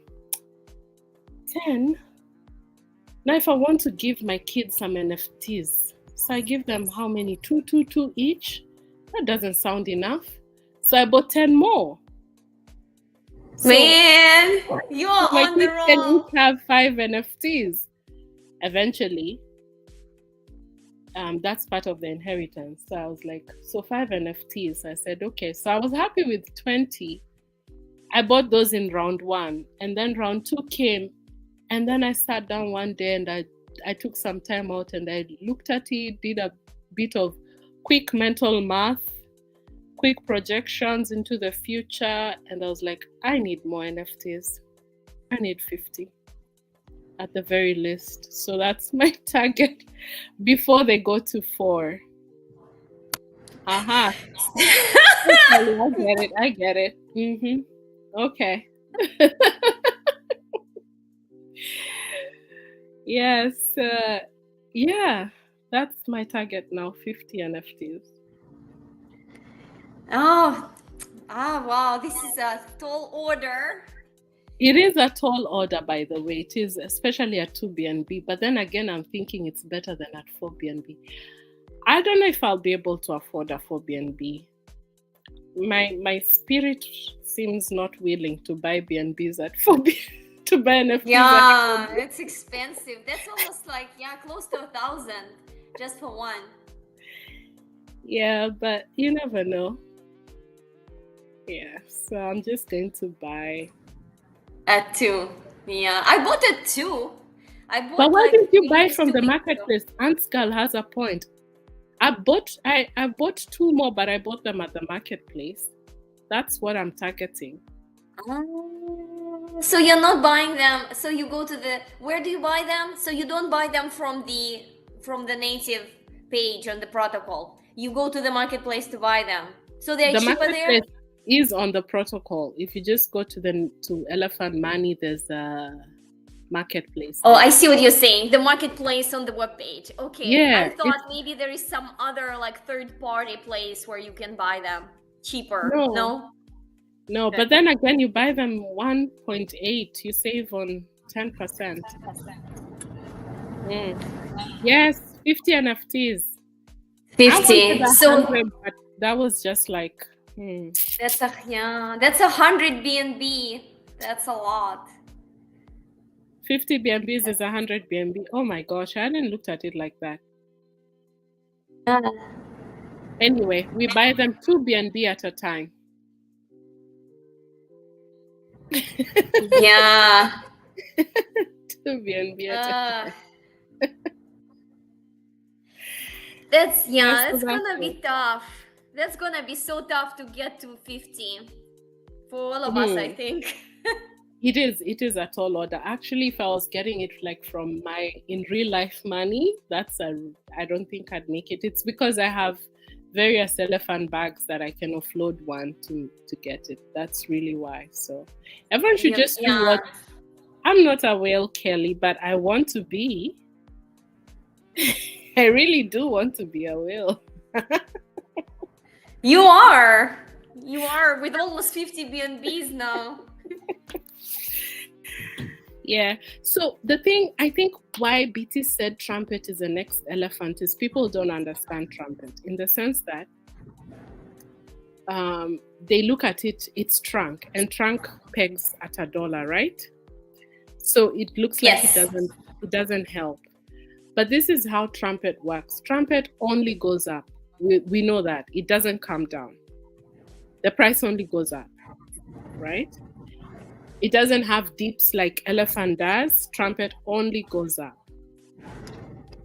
And the beauty about trumpet is, like, if you buy in now, you're buying trunk at a discount. So at least you'll have a 5x on the trunk you put in there when it pegs. That's already a 5x for you. Yeah, and it's going much faster now. Like I'm noticing, it's taking faster now to clear the queue, the redemption queue. I just got I got like $60, 60 BUSD eventually, like after waiting a year and a half. And I'm but it's faster now. The redemption queue is going faster. The queue is going faster, but I'm not talking about the redemption queue. I'm talking about trumpet. You're talking about the trumpet? Yes. Oh, sorry. We were talking about trumpet in the elephant rocket science group, and BT came in and said it's the next elephant. Okay. And I think people didn't understand what he means. I get it because I'm in trumpet and I love it. Trumpet. Okay, I'm not in trumpet. Can you tell us a little bit more, like a summary? Trumpet has a 10% in and out fee. The APR, the last time I checked, I think it was Friday or something, it was 82%, I think. That was the APR. So it's been going up. The APR is going up because I think more people are coming in and out. Trumpet, Batha buys trumpet and burns it. So it has a percentage, those performance contracts, that buys trumpet and burns it every single day. Oh, it's 5% in. Yes, 5% in and out. But the reason why it's the next elephant is if you hold on to your trumpet long enough, it'll 10x. Your trumpet amount can 10x, can 100x, because it's an app only contract. So like now, I think one trumpet is 1.8 something. When that figure becomes 18, if you have 10,000 trunk in today, when that figure becomes 18, instead of 1 point something, the value of trumpet will be 18. That 10,000 will be 100,000 trunk.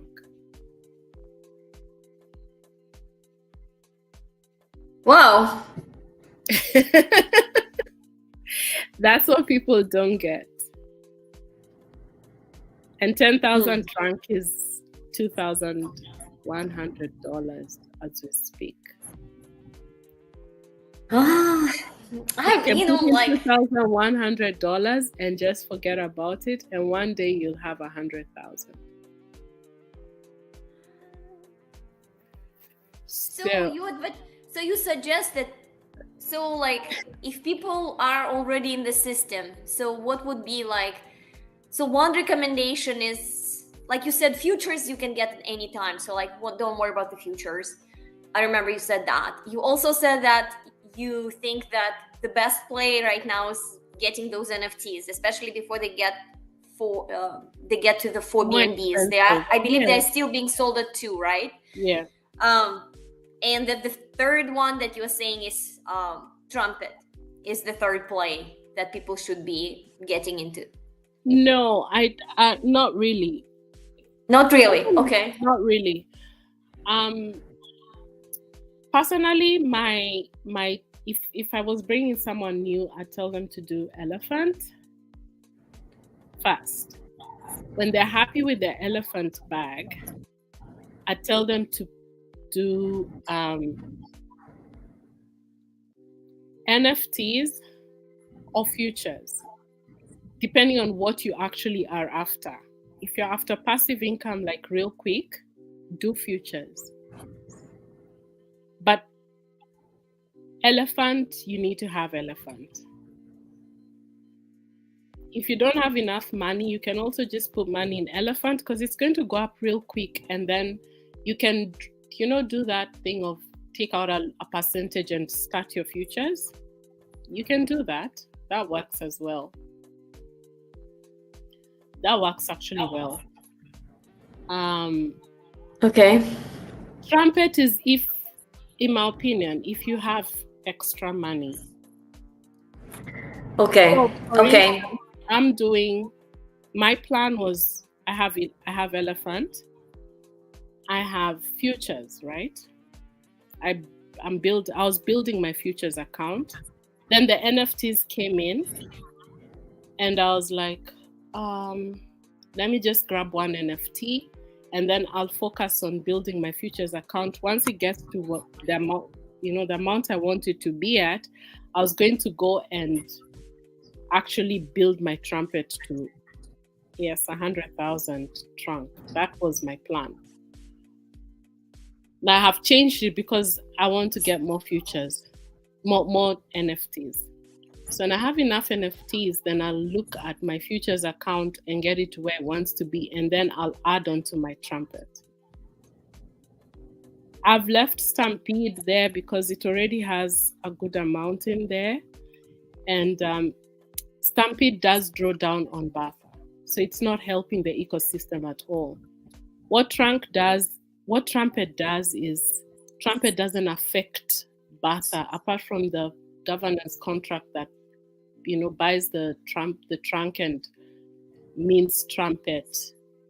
Apart from that percentage, it doesn't take anything else from Batha. So I like that about trumpet. Okay. Yeah. Yeah, Telefutures is awesome. Moonshot here saying that 60% 60% elephant, 40% trunk, DC into futures to buy NFT. Is this a good plan? I don't know, maybe. That's what I did. I put a lot of money in futures. I thought maybe I'll buy NFTs later, but when they jumped to BNB, I suddenly felt pain in my heart. I was like, I should just have, instead of putting that money in futures, I should have bought my NFTs at 1 BNB. And then this year, then after that, then I would have now looked for money to put in futures. You know what I mean? So now I'm like, I want to buy my NFTs before they get to 4 BNB. This African girl cannot deal with 4 BNB. It looks like so much money for an NFT, but maybe it's not. I guess it, yeah. I mean, BNB is kind of cheap right now. It is. It needs to go to 100. I'll be so happy. Okay. I know everybody will be like, crypto has crashed beyond compare. But it'll be good for us. Whichever way we look at it, Batha will be able to accumulate so much more elephant if BNB becomes 100, and we'll all be able to afford some more NFTs. Yeah, that's a way to look at it, I think. A positive way to look at it. Yeah. You are kind of making me think about the system because, I feel like I haven't given as much, even though I've been in elephant for, since before the exploit. You kind of gave me some points. Like, I think I really need to take a look at elephant again and decide whether or not maybe I need to buy more NFTs, or maybe I want to get into the futures, or maybe I want to just maybe buy more elephant money token itself. Yeah. Or maybe I want to do what Moonshot is doing, where he's holding some trunk and then you can sell that trunk, at least, even like I'm hearing people buying trunk now And even though they're at the end of the redemption queue, they're still banking, like at some point it will go to peg and they will be able to, 4 or 5x their money. So there are so many ways you can really work with the system. Yeah, the thing with it is, for as long as you have, if I could crash BNB to 99, I would. If I was that type of a whale. Oh my goodness. I'd be selfish like that. But I think the beauty with elephant money is there's an entry point for everyone. Futures, like for a lot of people back home in Kenya, would be quite expensive to come up with the 200 to compound. Yes. Even to deposit. But then they can get into Stampede. Because 200 trunk right now is not too much money, right? So they can afford to get into Stampede. They can afford to buy a little bit of elephant. So there's all these ways that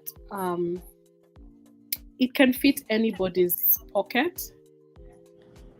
Before you do it, I think you need to just sit down. Kelly has this thing in the elephant group. Kelly, you need to go and pin that thing up, where there's a place where she spoke about how to figure out what it is you want to do. If you want to buy a Lambo, how much elephant do you need to get?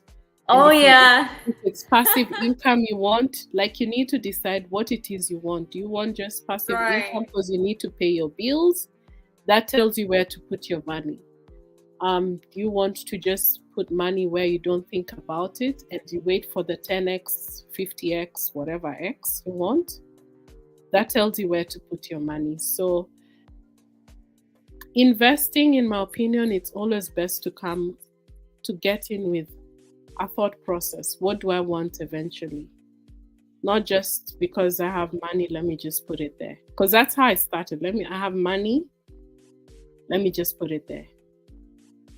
If I run out of money, I ask my husband for more money, I put it there. Sometimes I'm surprised he's still my husband after everything. Lost so much of his money doing entrepreneurial activities. But also you earn some money, so it's like, yes, I earn money. So it's not that you only keep losing, right? No. It's not that you only lost and lost and lost. You made some. So at least maybe you've broken even, hopefully. No, now I'm way ahead. I'm way ahead. Absolutely. To hear that. That's what I like hearing, It's been very depressing lately to talk to people, and all you hear is that they lost there and they lost there and they lost there. And especially in the drip community now, the sentiment is negative for so many people because they lost. So it's very uplifting to hear somebody who's actually not lost anything but actually made, right? I know I've lost. Like I told you, I was inferior. That's a loss.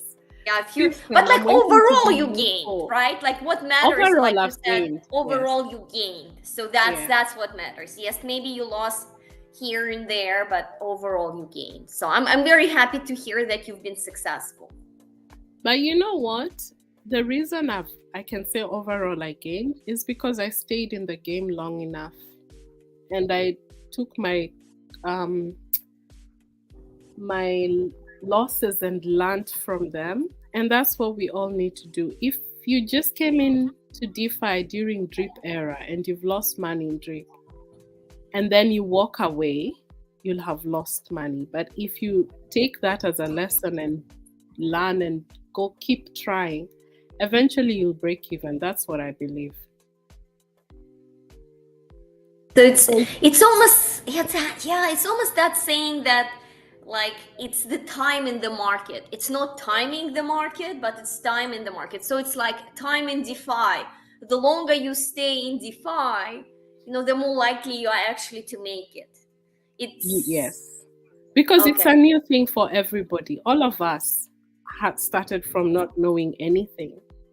So it's a new thing Right. for everybody. So there's always that learning curve. There are those of us who will be lucky, like the ones who just got into elephant now will probably be lucky. But then there are people who also got into drip at the very beginning and they made money and they took out their profits and put it in like Furio, put it in somewhere else and they lost it. So they still lost the money that they made, right? Yeah. Yeah. So Yeah, yeah. it's true. It's true. Like, I'm hearing stories from individuals that have taken really huge profits from drip, and then they Mm. put most of them or all of them, for example, an animal farm. Yes. So, an animal farm has not really delivered. And again, it's very unknown, right? The hope is that it will deliver in the future. We don't know. And so right now these people feel like, okay, they gained maybe so much, but they put it all in animal farm, hoping that they can get ahead even more, and that Mm. money is lost. Are you an animal farm by any chance, if No, you don't mind? No. no. After we went to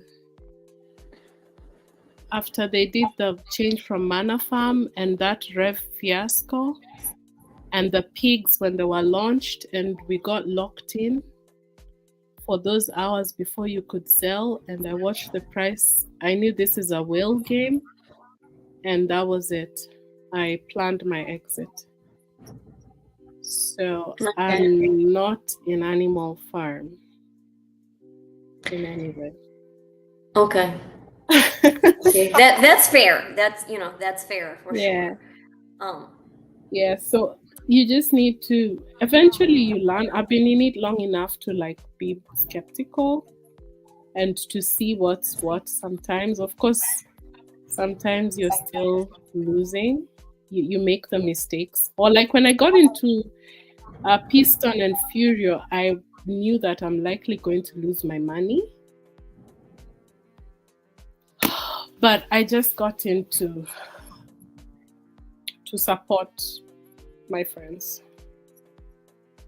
For instance, I'm going to go into the GOT token at DGEM protocol whenever they launch it at Pulse. I have not had the time to actually go and see what it's all about, but I'll put in some money because they're my friends. That's very Sometimes important.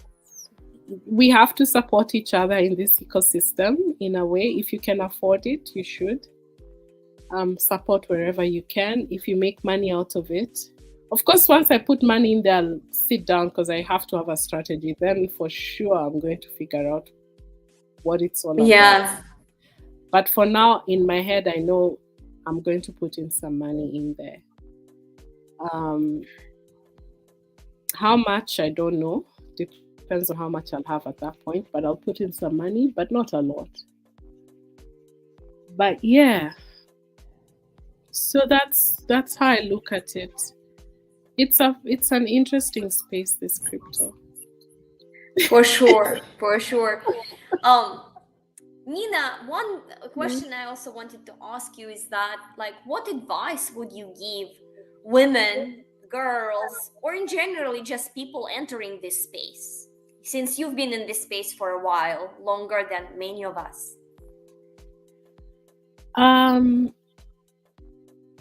Just be brave. Don't be discouraged by all the men speak. I don't know what they call it. Because Elephant Money, the rocket science groups, they're well curated. They try and make it friendly for anybody, right? But no, I'm not in Drip Pulse, Drip New Zealand. I'm not in anything in Pulse, actually. I've not had the headspace to go and figure out Pulse chain yet, so I'm not there. But the advice I'd give women is just go in there, put on your, what do I call it? Shield. Put up a shield. Be yourself. Yeah, that bro talk, that's the word. Bro talk. Oh my gosh. It can be in some groups, it can be really, really crazy. But just stay focused. You know why you're here? You're here to invest your own money, get ahead, learn. And the reason I stayed in Degen Protocol is a lot of devs feel comfortable there and they come and speak about things they don't speak about out loud in their own chat groups. That like BT would used to go into Degen Protocol and literally brainstorm, say what he's thinking about, how he's seeing other projects, and Forex would come in and do the same thing, and other devs from other groups would come in. And so I stayed in spite of the bro talk there. It's quite something. So just stay focused on what you want and just go and learn. Learn, practice. Don't be afraid to put in some money to learn some more. Because this place, we are all learning. I can't read any code to save my life. So it's just learning. Moonshot Max advocating for Pulse. I know Moonshot loves RH. I don't like him. I think he needs a new stylist. Let's just start with the clothes he wears. He needs a new stylist. Yeah. Moonshot, tell your friend RH he needs a new stylist.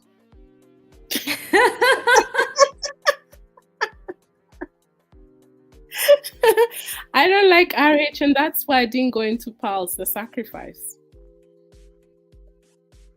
But that doesn't mean anything actually when it comes to money. Don't base your investment on whether you like someone or not. Base it on the protocol that they're bringing out.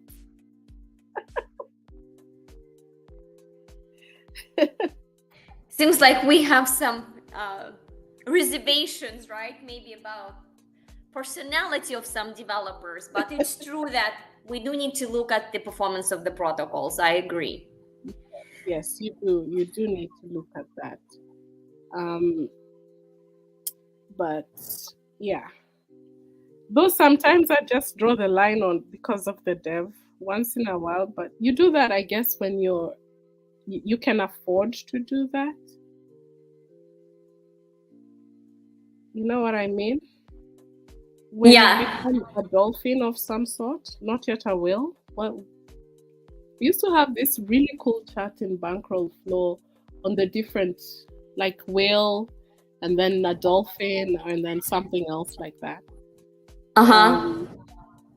Yeah, so sometimes depending on who the dev is and the way he treats people and his character, I could, even if I thought the protocol was really good, pass on it. Yeah, because I just feel like I can't support that sort of a human being. I see. Yeah. And you did talk a little bit in the beginning about your Christian upbringing, and so I'm deducing here that it matters to you how the development teams treats the investors, right? That's what I think you're trying to say. It does. It matters to me. Yeah. I don't like it when they insult the investors. Oh yeah. I agree. 100% agree here. I think that, I really think about the space as this, it's very novel, of course, but I'm thinking about a lot of this protocols as like startups, like pre-IPOs, where they're fighting for investors. And obviously, if investors are mistreated in one way or the other, either verbally or with actual loss of their funds, like with tremendous loss of their funds, I do think that it would have an impact on the future businesses that these developers, or future protocols that these developers are launching. I do think that character and behavior within the community, and just the message that the developers are putting out there, I think all of those are important. Even though, like you said, okay, maybe we should look at the protocols, but I do think that it kind of taps into the idea of investors' behavior. Like investors' behavior is partially based upon the trust in the developers. Yes, it is. And having said that, a lot of developers in this space are really young. And maybe sometimes if they bring up something that's successful, it goes to their heads and they feel like mini gods, demigods. Come in.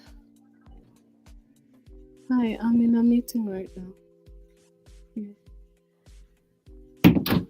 now. So it Drip New Zealand is asking you a question here. I think she might have joined maybe us a little bit. We did talk about different strategies, but she's asking like, how do you feel about Drip?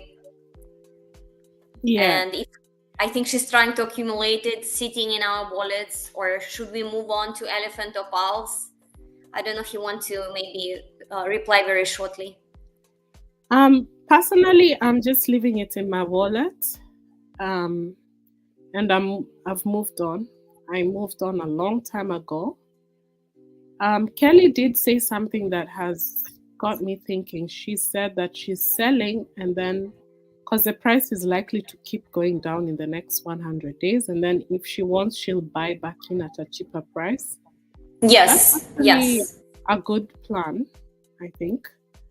I just don't have the time actually to monitor the price, I think. So I'll just leave it to see when to buy back in. Yes. All of them have insulted the investors. That's true. What I was going to say about that is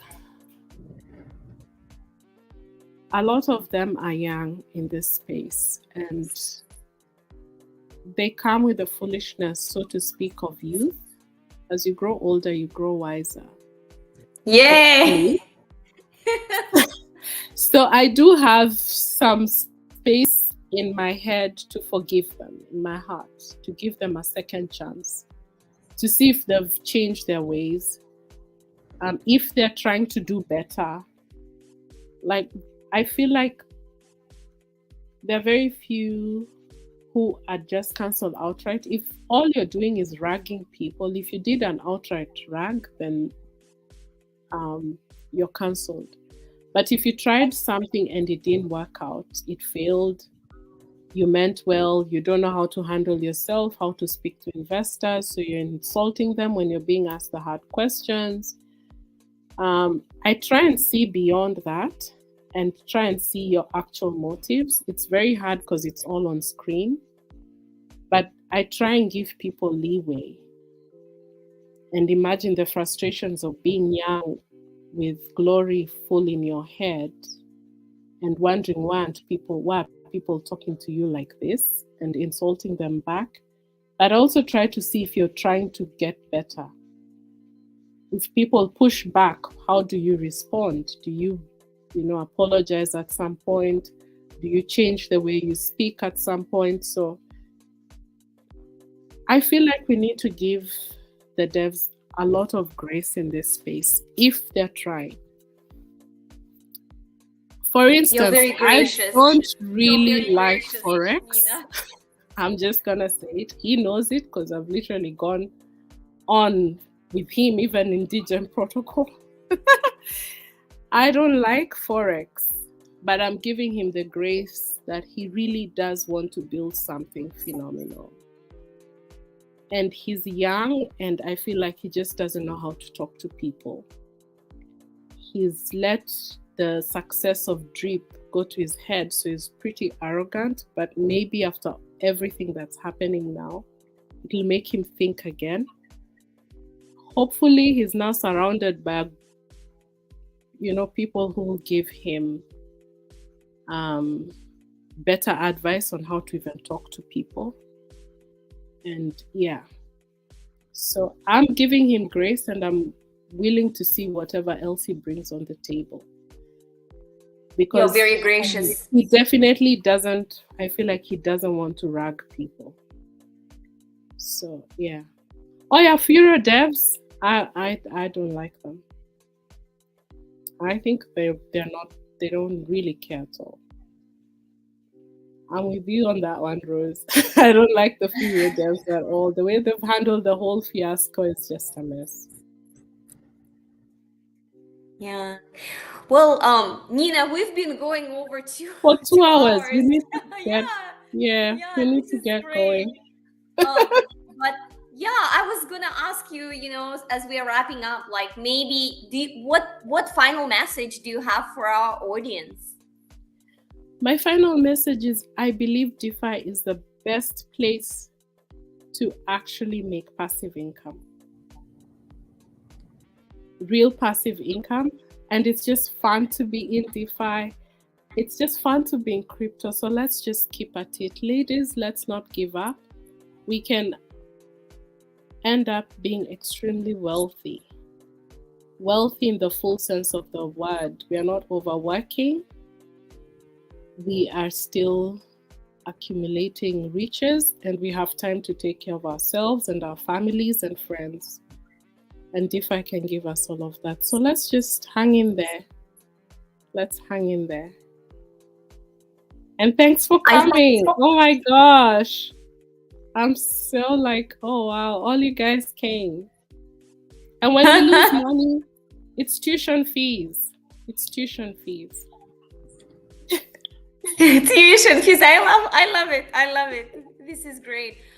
Well, I don't know. My camera looks like a frozen one. I'm not sure, but I do want to thank all everybody who came, everybody in the audience. Thank you so much, girls and guys, for coming, for supporting my mission of bringing women into DeFi, giving them a voice, and especially for supporting our today's speaker, Nina, who I think brought a lot of knowledge into this space. And I hope that Nina will consider maybe appearing again. And thank you, Nina. Thank you just so much for coming and doing this. Really appreciate it. Thank you for having me. I'm going to go ahead and end the stream, but maybe if you can stay for a couple of minutes after that. Yeah, sure. Okay, great. Thank you, everybody. Much love from CPG. Please go check out my other lives on my channel. And I hope to see you guys very, very soon. Thank you. Bye-bye.